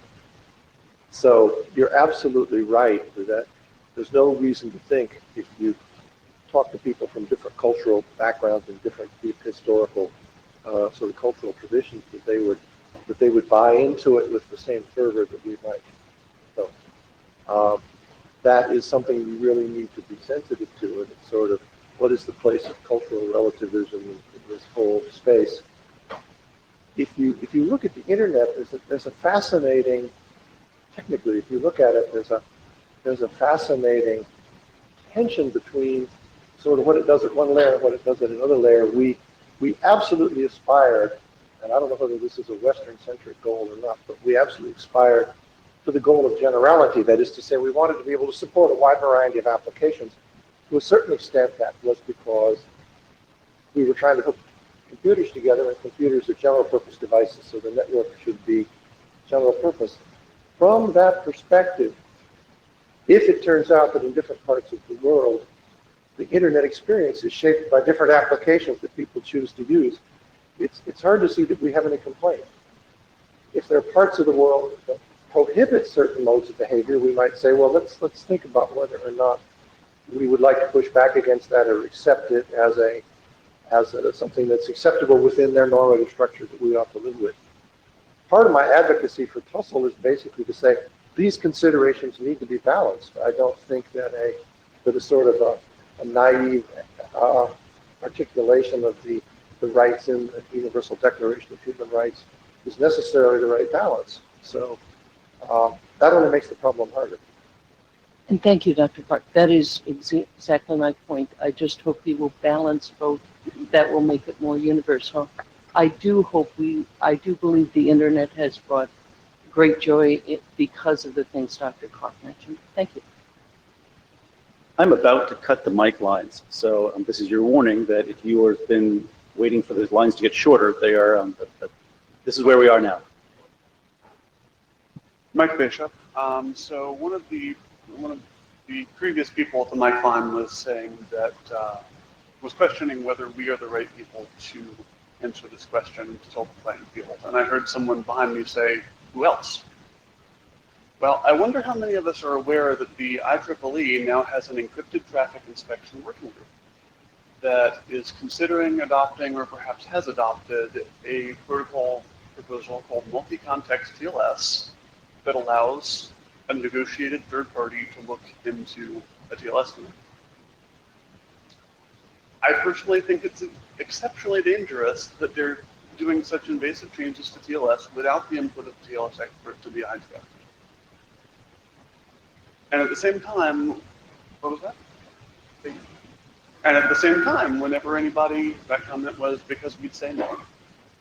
At the same time, whenever anybody tries to raise some of the arguable use cases for a third party to see what's going on inside of an encrypted tunnel, the immediate response is, see RFC 2804, we don't do wiretapping. But I did look at RFC 2804, and the definition of wiretapping is that neither party knows it's happening. And one of their requirements in multi-context TLS is the parties are aware of what the third party is and what access they have. So I don't know that the gulf is that wide from what we put in RFCs, but there's certainly a gulf between attitudes. And I think if we don't at least talk about it, we're not going to get it. Mic lines are closed. I'm going to go back, Mike. Nalini, that's you. Nalini Elkins. I wanted to add a little bit on to what Mike Bishop said too. There's two things I've really been thinking about a lot. The first, and let me preface this by saying that freedom of speech is an extremely important thing to me, and I have quite often been known as a political dissident. So I will come from that perspective. But two things. First, do we live in a post-privacy world? That is, are our expectations of privacy with what Facebook and Foursquare and everything else that are known about us, is that even something that we should have as any kind of expectation, especially for someone who wishes to engage in dissident political speech? Number two, which is connected, which is, when will the sheriff come to town? If we consider that the internet is the wild, wild west, which in many ways it is, one of the organizational forces for the internet is the IETF. And I very much agree with Dan Gilmore at that, and many other people, that there needs to be a lot of values.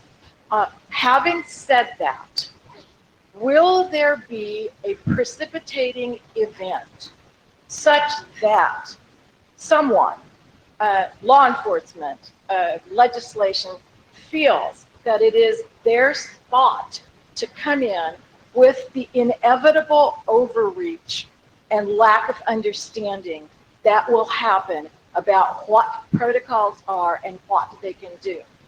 And I understand that decisions were made before, for the IETF not to be involved in these kinds of things, or even a discussion of balance as to whether there are legitimate needs for inspection of traffic, or for, heaven forbid, law enforcement.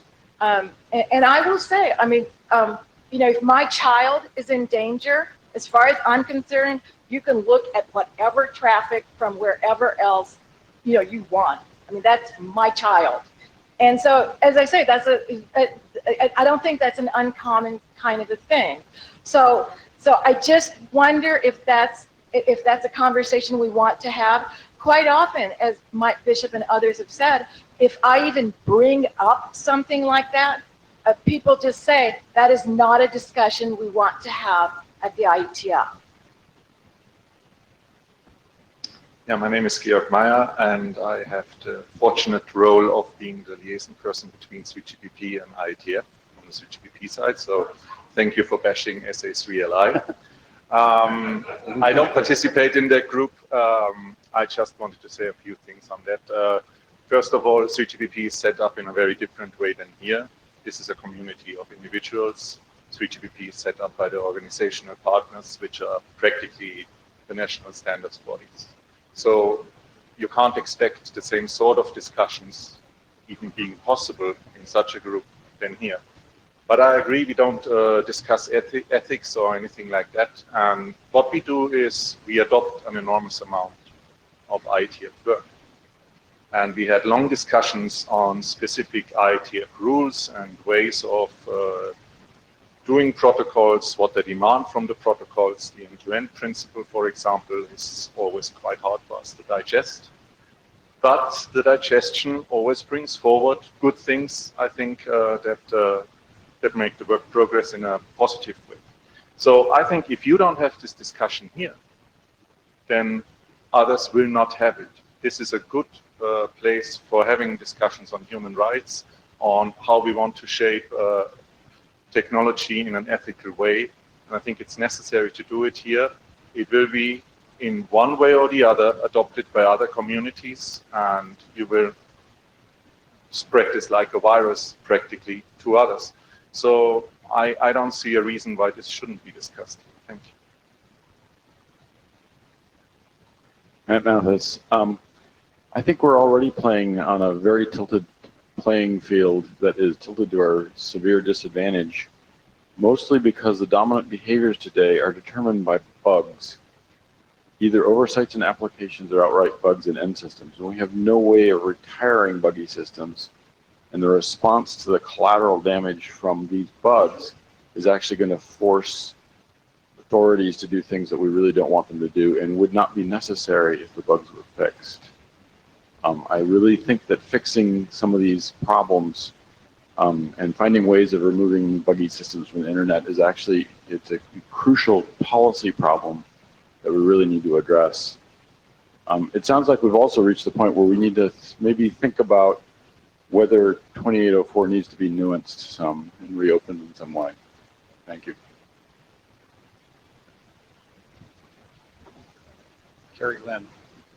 Philip referenced the recent election that we had here in the States. I'm not sure that I've heard the internet mentioned or another election to the extent that it was this time, from hacked emails, fake news, disinformation to dissuade people from voting. I know this is the IETF and we don't talk about applications here. I guess I'm curious to know whether you have any evidence of other groups considering this from a network application perspective, such as social media, number one. And number two, we even have the technology or the ability to detect how the internet is tilting the playing field. Thank you. You guys want to respond? I have two answers. One cynical.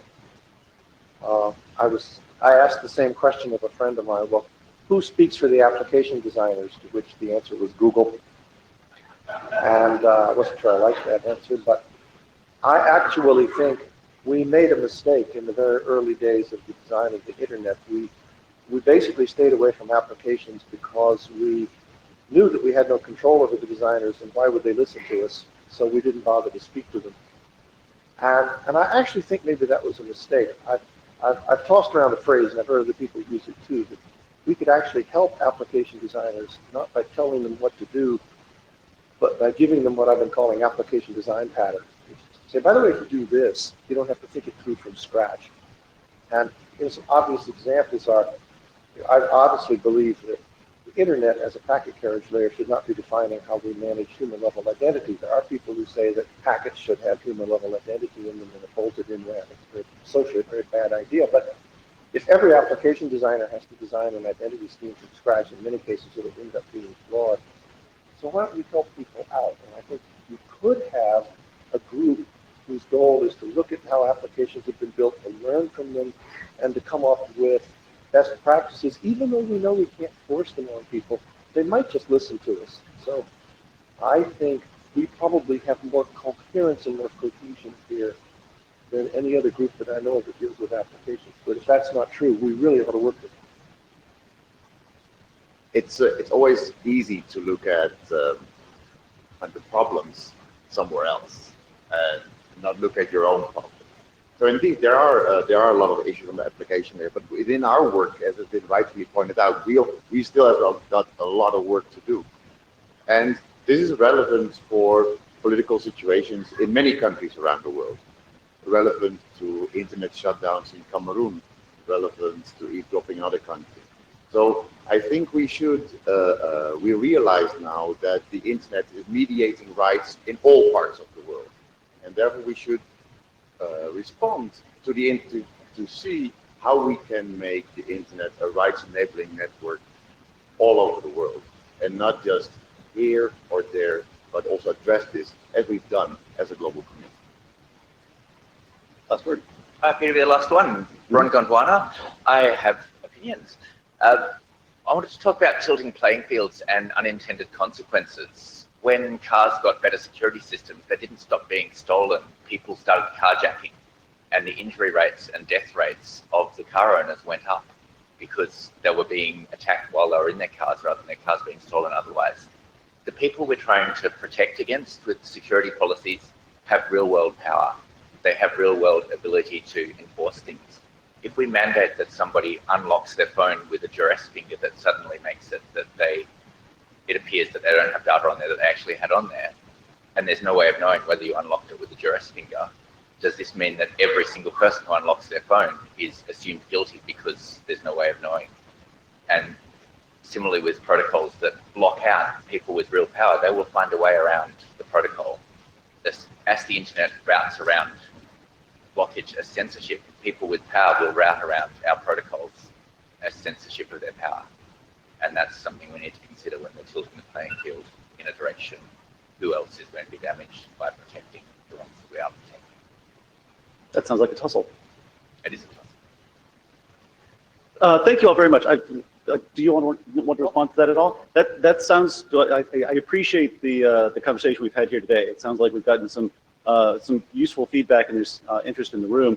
Obviously, conversation continues in HRPC, and everyone is welcome to participate there. Open research group, and I get the impression from you that not only are you working on documents, but you want to come back to the IETF in the future and talk about specifically, more specific things that we should be doing and ways to apply that work in the IETF future work.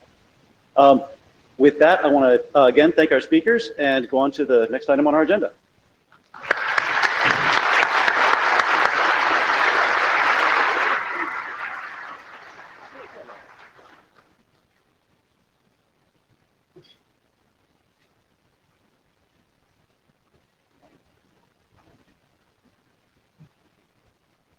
Could I ask the outgoing IEB members to join me on stage? And while they're making their way up, I've been reassured by the Jabber chat room that the applications and real-time area was not closed down. So if you're working in that area, please show up at your working groups tomorrow as expected. Thank you.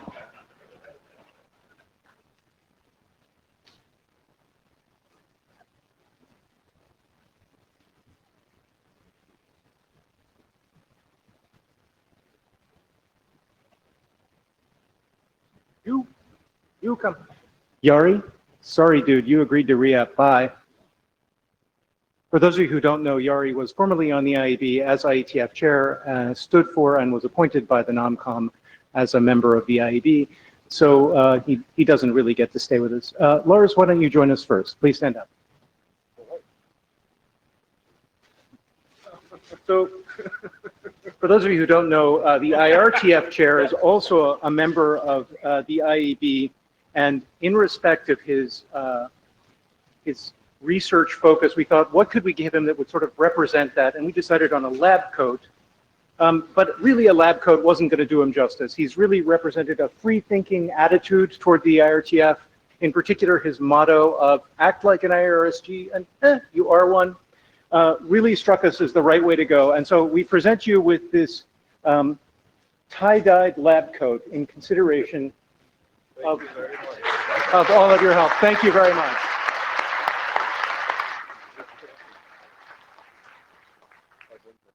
I'm also allowed to hold up a fake plaque for him to hold just for a moment so that a picture can be taken. The actual plaque will be sent to you at your home. Well, people will forever confuse me with Spencer now if I wear this.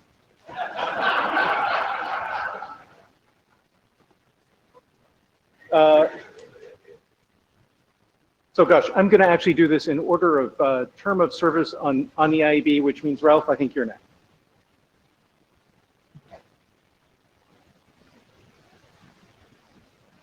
So one of the odd things about the IEB is we take people who are technical experts in a particular field and we make them wear about 1 million different hats. They have to be diplomats, they have to be liaison managers, they have to reach out into different communities. And so we thought, what better way to represent this than by presenting you an adventure hat for whatever adventures follow you on the IEB. Thank you, Ralph, for all your time. Thank you. Thank you.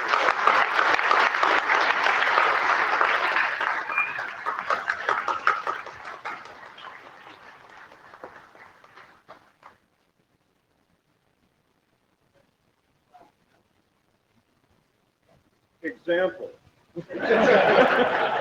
It literally says your name here. And I believe the NOMCOM would like me to reinforce that your name could be here if you go and find Peter Yee and his cohort very soon now. Okay, Andrew, come up on now.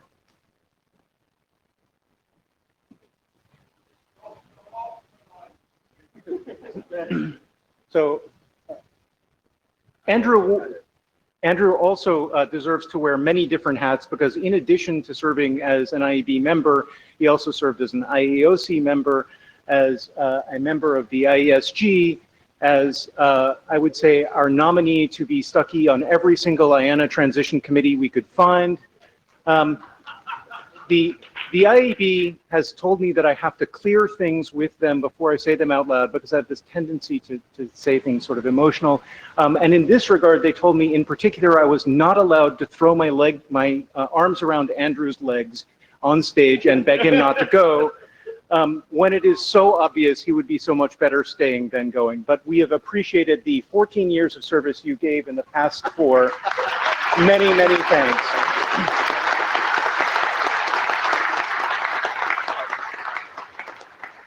Well, thank you very much. And I really wanted to say one thing in particular. I appreciated the support and everything from my colleagues, but I also really super appreciated the support from Cindy Morgan, who is some kind of organizational genius, and without whom I would have died over the last 2 years. So thank you very much.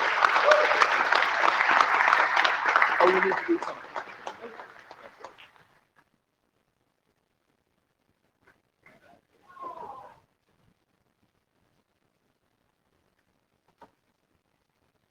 This plaque is the example.com of awards. So the next interesting thing I have to report is we have a tie because both Russ and Dave joined the IEB at exactly the same time 10 years ago. I'm going to ask Dave to come up first because Russ was on the IESG before he joined the IEB, and I'm sure there were some IEB meetings he was in as a result of that. So Dave, would you come up now?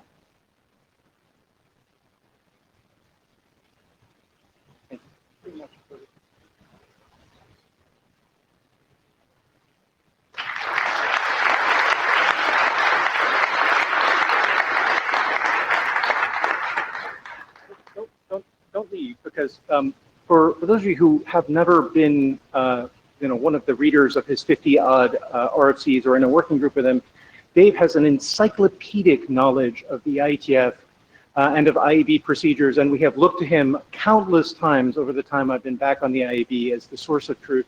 And I have to say that this morning he demonstrated that it was actually an encyclopedic knowledge of damn near everything when he was correcting Niels Tenova on the Magna Carta. So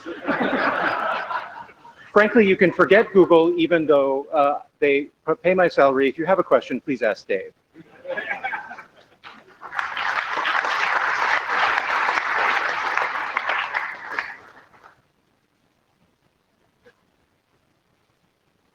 There's no way this hat is big enough for Russ's head. We're going to try it. Oh, it actually does work. So Russ has had a dot on his badge for 14 years, which is somewhat astonishing to all of us who can't imagine surviving this more than about 2 weeks straight. I certainly know this morning when I got the 6:30 wake-up call, I was like, 14 years, how did that guy do that?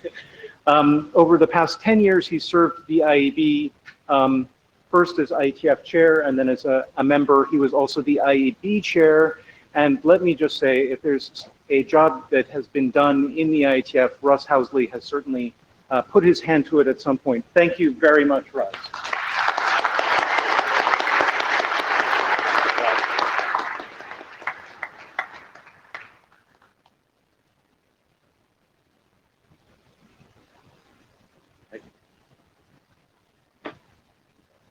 The good news is you'll get to see them one more time when the IEB comes up for open mic, because we continue to have our IEB members through the entire week. But thank you. We'll see you up again in just a few minutes.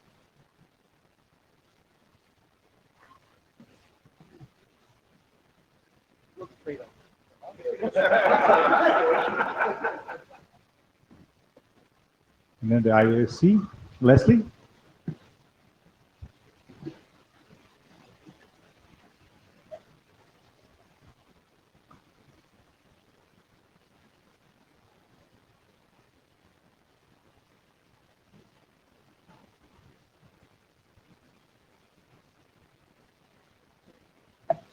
Benson, where art thou? Come on up. We have a somewhat simpler procedure at this point since we have a lower turnover rate. So while he's walking up, I will say that I am, we wish Benson good luck and happy future adventures in the IETF and beyond. I'm sorry to see he is leaving the IAOC, certainly our loss. So I'd like to thank Benson very much for his tenure on the IAOC.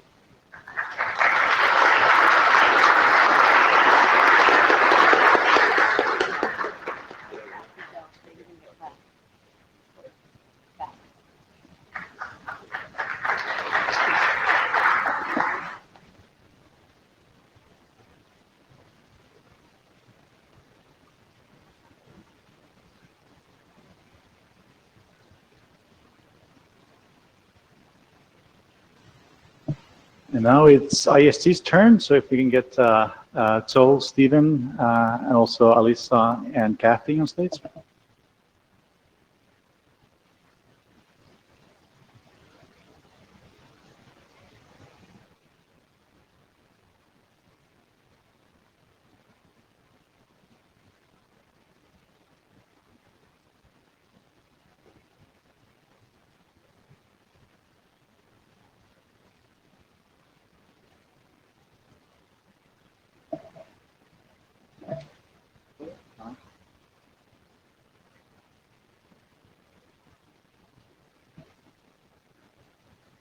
So Joel and Stephen, I want to thank you so much for your efforts in the IETF, in the ISG. And Joel, we often in the IETF and ISG in particular, we end up in some kind of a problem or panic mode. Oh my God, what are we going to do?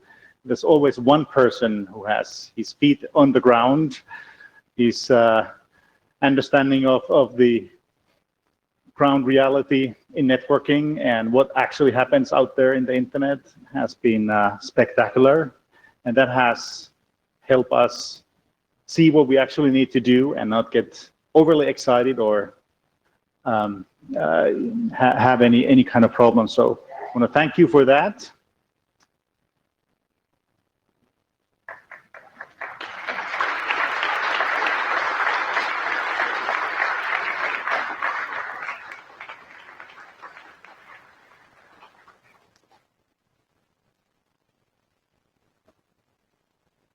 Thank you for your service. And Stephen, you've been the person, in my mind at least, who's the one who's fighting the most for security of the internet, privacy of the internet users, and always keeping that in mind. And I remember when we understood the scale of the Snowden revelations, how you went straight ahead and started addressing that. What can we do? What can we help? And you worked very hard. I think the security of the internet, the privacy of the users has improved because of our actions here at the IETF and your actions. So thank you for that.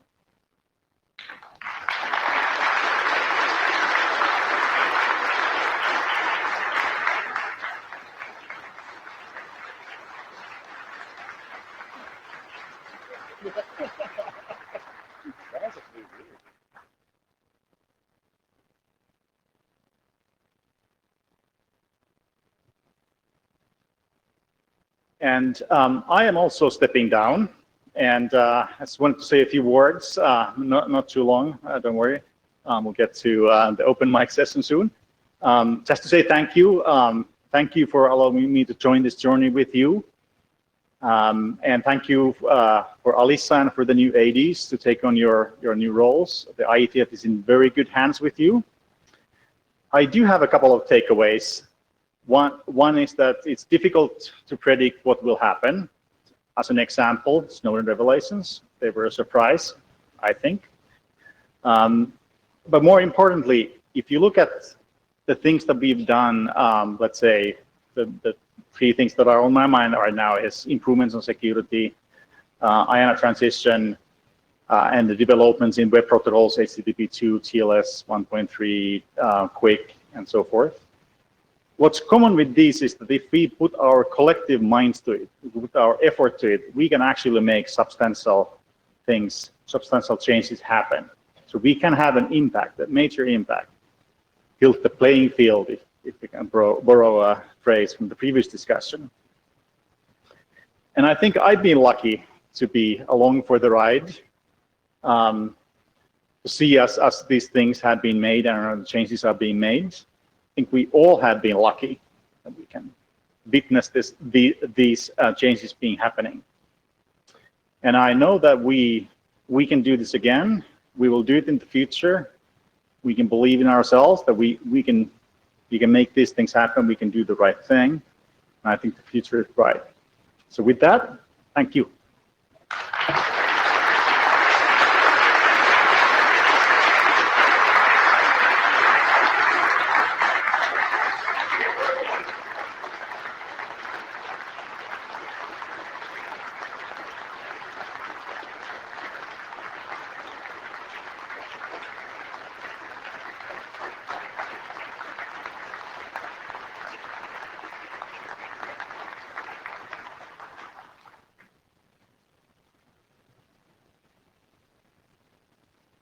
You're not getting off that easy.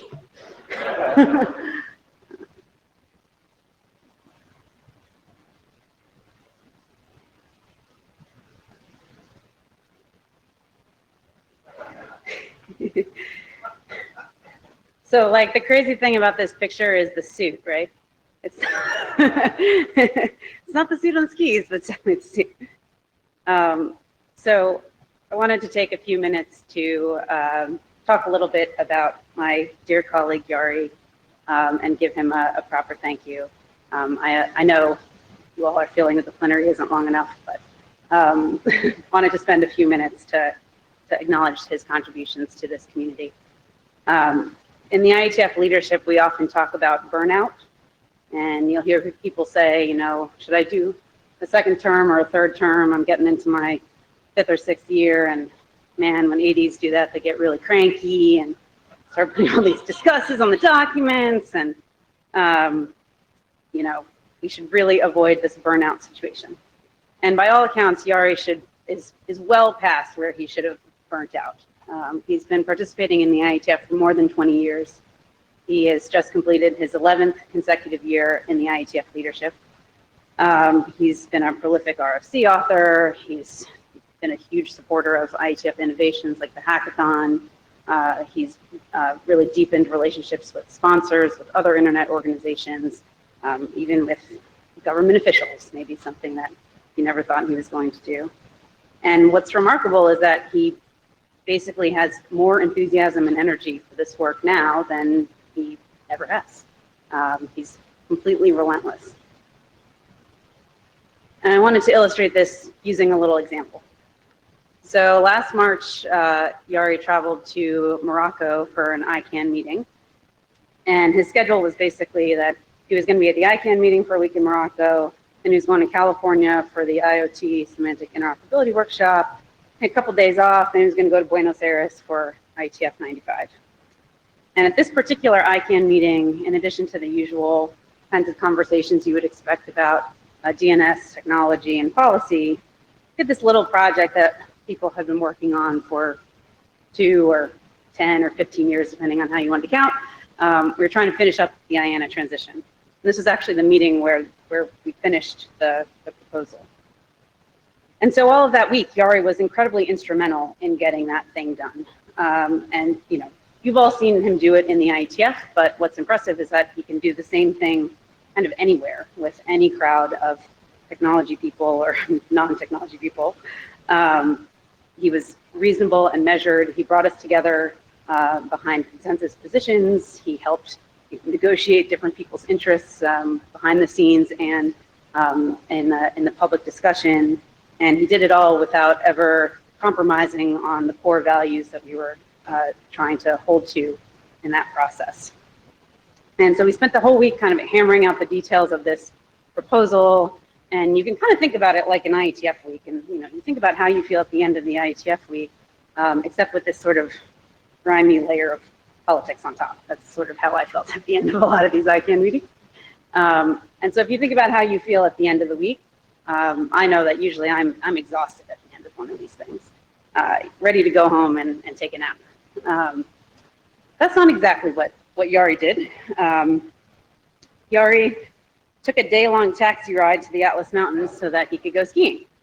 Not a big surprise. He loves to ski, but it is the end of a long week.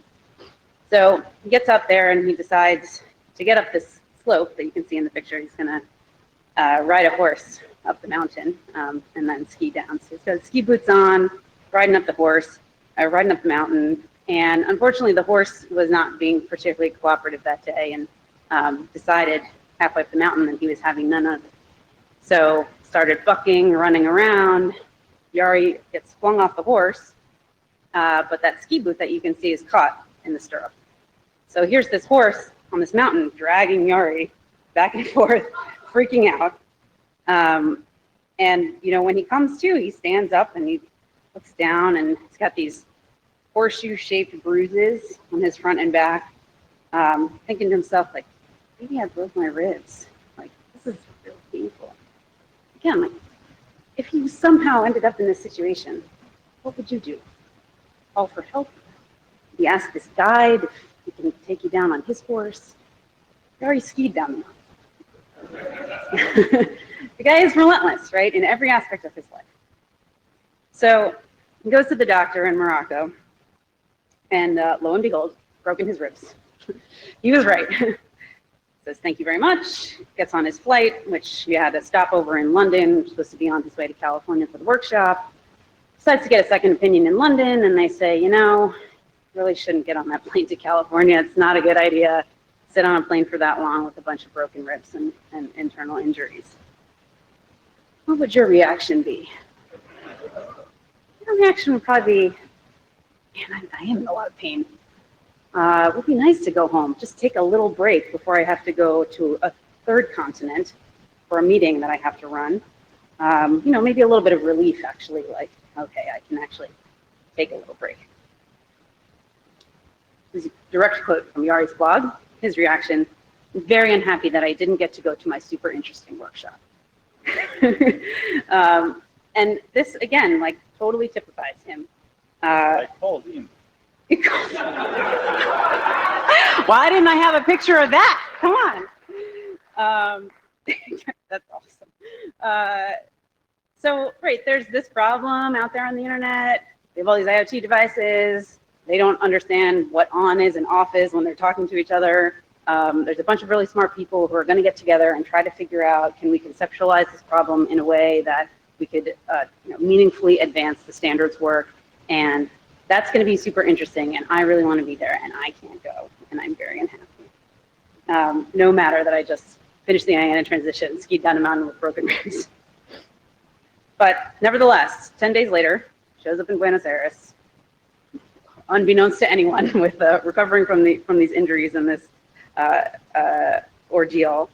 And you wouldn't have known any different. He was back to the grind, doing the same thing that he's been doing in this organization and elsewhere for decades now. Building consensus, rallying all of us behind him, being like utterly the most reasonable, optimistic, positive person in the room, and just giving everything he can to try to bring out the best ideas and the most fruitful collaborations in this community, again, relentlessly. So I know we already thanked you, but I'm going to ask everyone to stand up and thank Yari again for his dedication to the IETF and his service.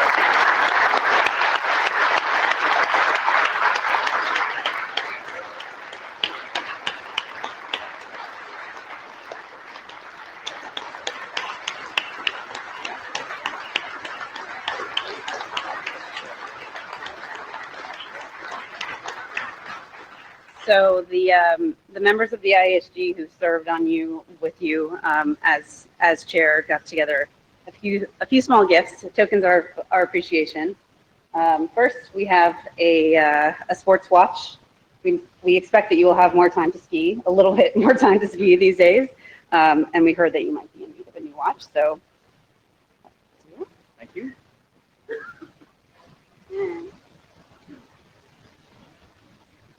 We also heard that it might be fun for you to have this guy follow you around on all of your future adventures. So we got you a drone.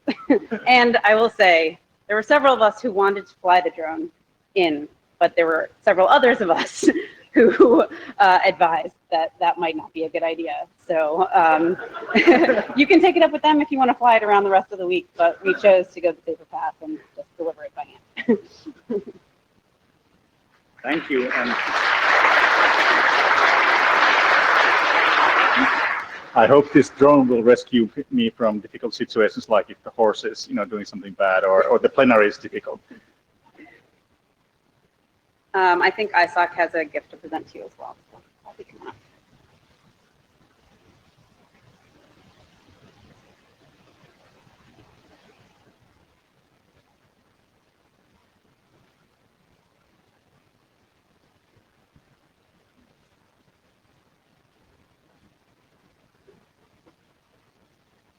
No, nothing like what you just said, but I want to just say that, I got one for you too, Andrew, over here, and one for you over here. And while we wanted to get Andrew something very sophisticated, like a very expensive pen, we didn't. We got him this certificate. And while we wanted to get something very expensive for you, but we did it. We got a certificate. But here's the deal.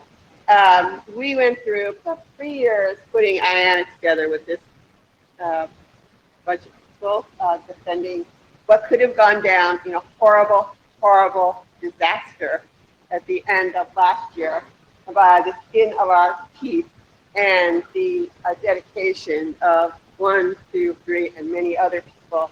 It got done, and it's made a big difference. We may not be really focusing on that today, but the world would be different right now had we not done that. So, for our best, for your best. No stupid little from us. Oh no. And then Glenn, I gotta give you one too. Thank you.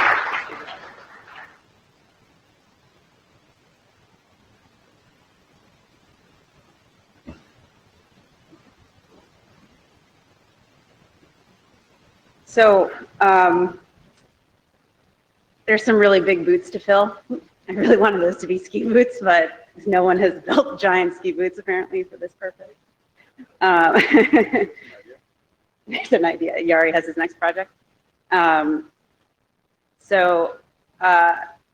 really desperately want to get to the open mics, but wanted to just take 1 minute to talk a little bit about the future.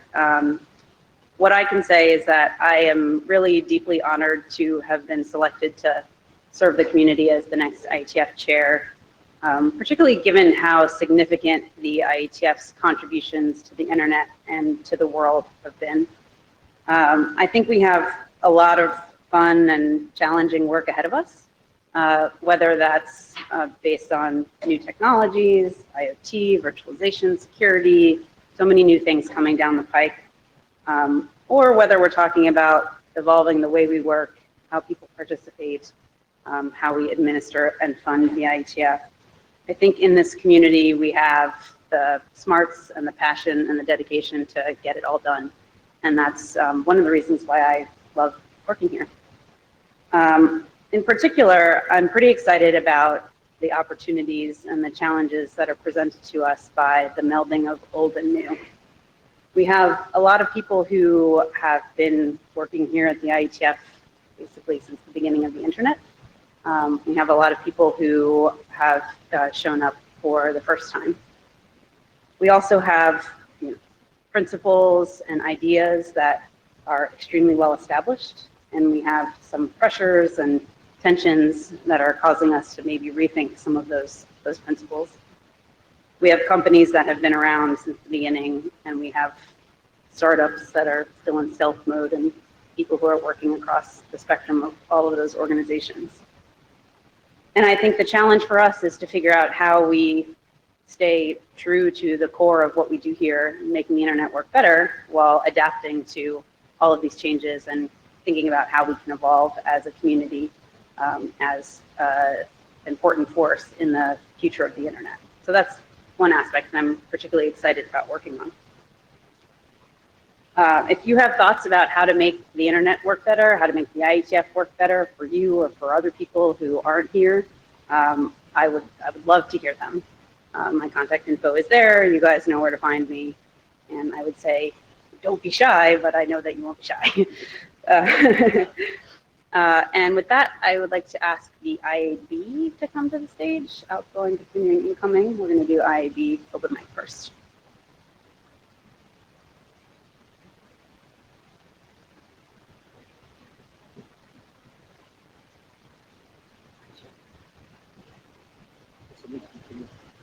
Yes. Right, so 2 of them will be 5.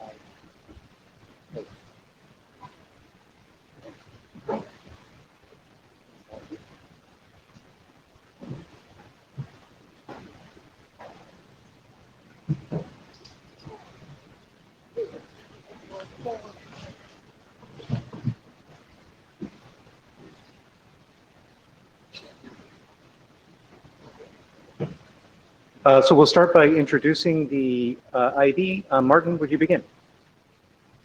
Martin Thompson, continuing. Dave Faber, outgoing. Andy Sullivan, outgoing. Allison Menton, incoming IRTF. Claudio Montenegro, incoming. Eric Nordmark, continuing. Russ Housley, outgoing. Suzanne Wolf, continuing. Alyssa Cooper, incoming. Brian, would you introduce yourself? Brian Trammell, continuing. And I think we have one more person in queue. If I'm going to press the button again, Brian.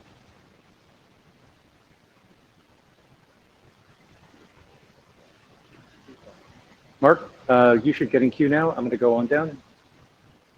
Yari Arco, incoming IAB. Joe Miltran, continuing. Robert Sparks, continuing. I figured outgoing IRTF. Jeff Fitzgerald, incoming. Heather Flanagan, not exactly on the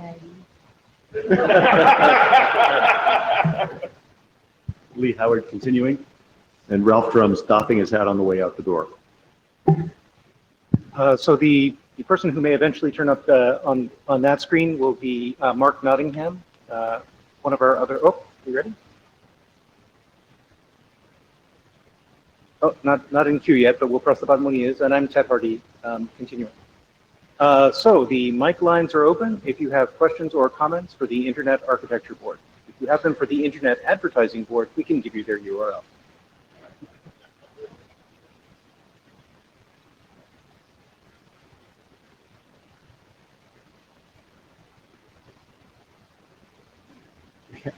Seeing none, we thank you for your attention, and the next group will come up.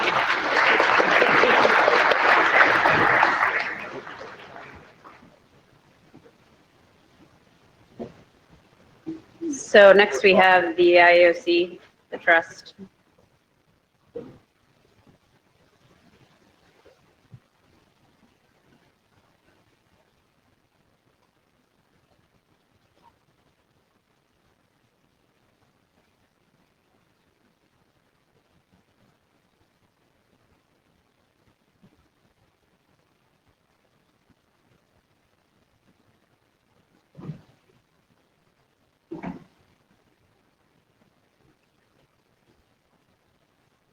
We're missing some people.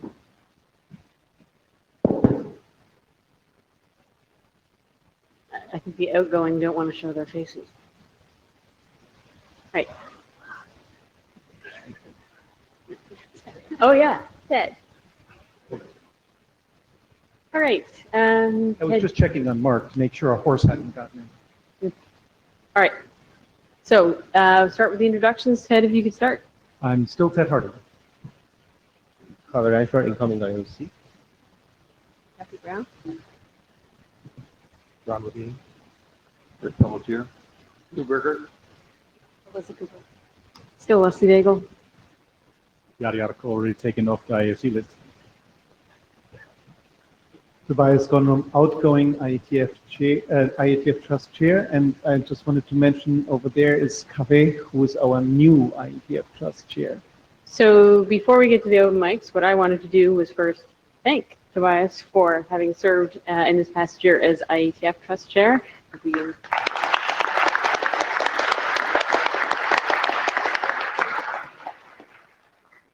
And then, Kathy, if you'd like to say a couple words just to introduce yourself as the new IETF Trust Chair.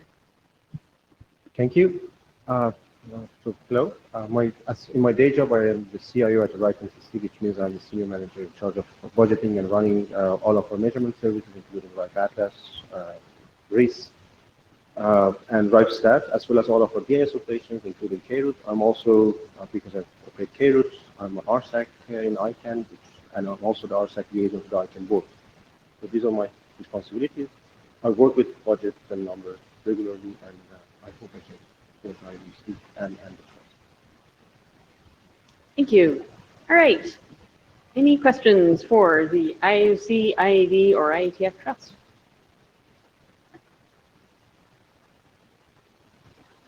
Going once. Going twice. Next up.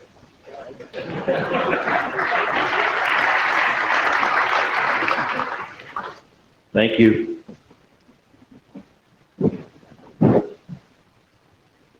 Okay, could we have the ISG to the stage, please? Outgoing, continuing, and incoming.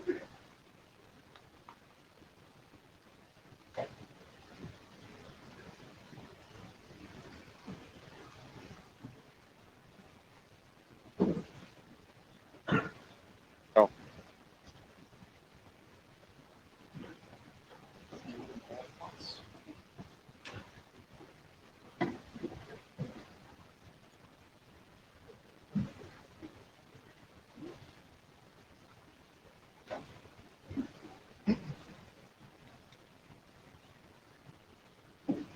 Make sure you sit with your co-ADs so you can pass docs.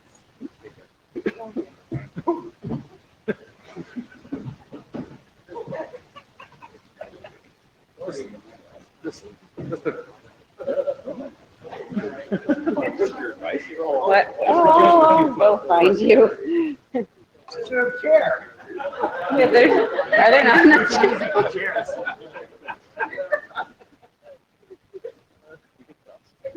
Lee or somebody on the end there, do you think you could provide us with another chair, please? Thank you. I have another one. Sorry. The art area really is disappearing. I know. Bonus round, okay. Let's start down here. Introduce yourself. Eric Pasquarella, incoming security. Ted Hardy. Stephen Farrell, escaping security. Ben Campbell, continuing art. Aaliyah Atlas, continuing routing. Spencer Dawkins, continuing transport. Yeah, continuing transport. Terry Anderson, continuing interior. Alexei Melnikov, continuing application in real time. Eliza Cooper, incoming IETF chair. And outgoing art. Yari, outgoing chair. Suresh Krishnan, continuing internet. Deborah Board, continuing routing. Warren Kumari, incoming ops. Joel Yegley, ex-ops. Kathleen Moriarty, continuing security. Alvaro Rotana, continuing routing. Adam Roach, incoming art. Okay, so time to pass your dots. You need extra dots. You can't get your dot off. I have dots for you. Yeah, you need that. No, we're done. We did. Hmm? We figured it out. You already did it? Okay, dots have been passed. All right, questions at the mic for the ISG? John Clenson, it wouldn't be fair to close one of these meetings without at least one question. Thank you for, if you want to know where to get the sweet pie. And I have no comments about cookies, but I do have a question. It was mentioned in the context of the NOMCOM report, but there's a broader issue, which is that when we put together qualifications for various things, we put them together on the basis of using the NOMCOM 3 out of 5 rule for everything we thought of.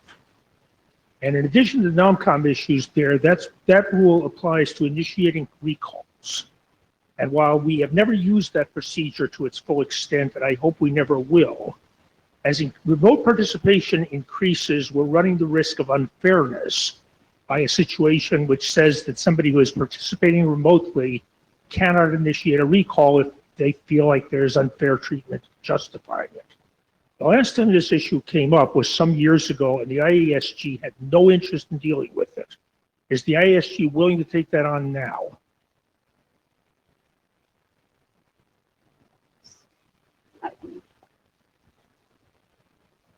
Yes, our NOMCOM liaison would like to respond, or our previous NOMCOM liaison. We had a discussion in ISG that we would like to update various NOMCOM procedures.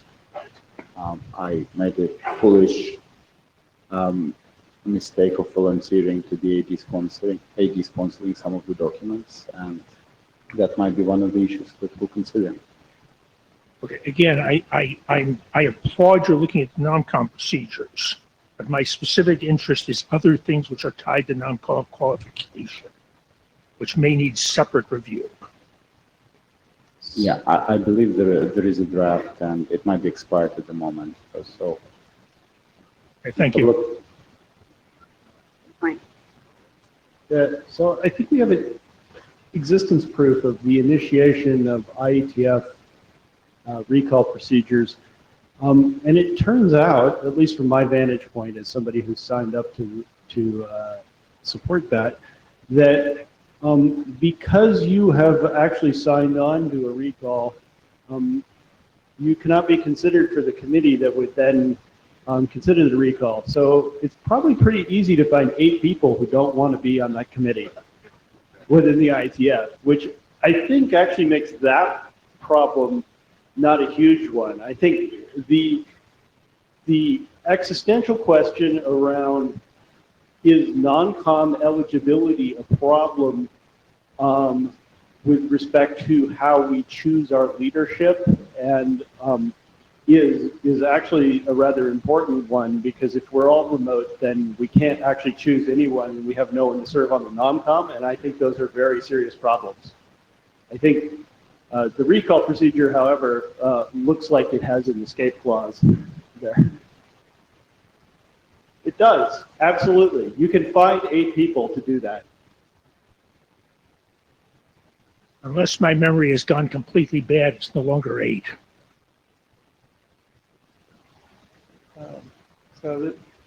This is Spencer. Just in general, the ISG is spending a lot of time thinking about what we can do to improve the remote participation experience.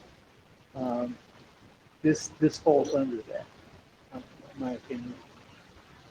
I don't know what the answer we would come up with would be, but I don't think it's out of scope, but I think we should be looking at it.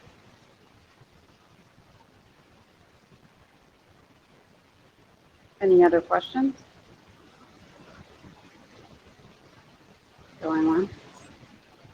Advice. I think we're done. Thank you. Enjoy your evening.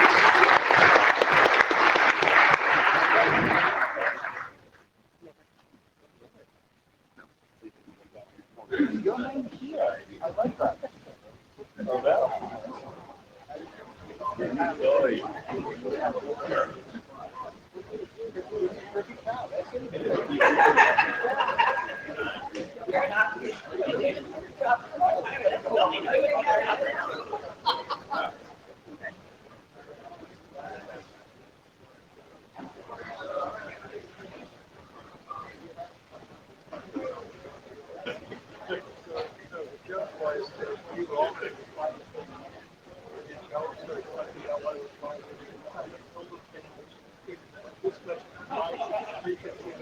Did you say that you have dots? That was self-stuffing myself. There's the box for that and also the stuff in the back. Thank you. And good luck. The guy who's seen this idea. No, it's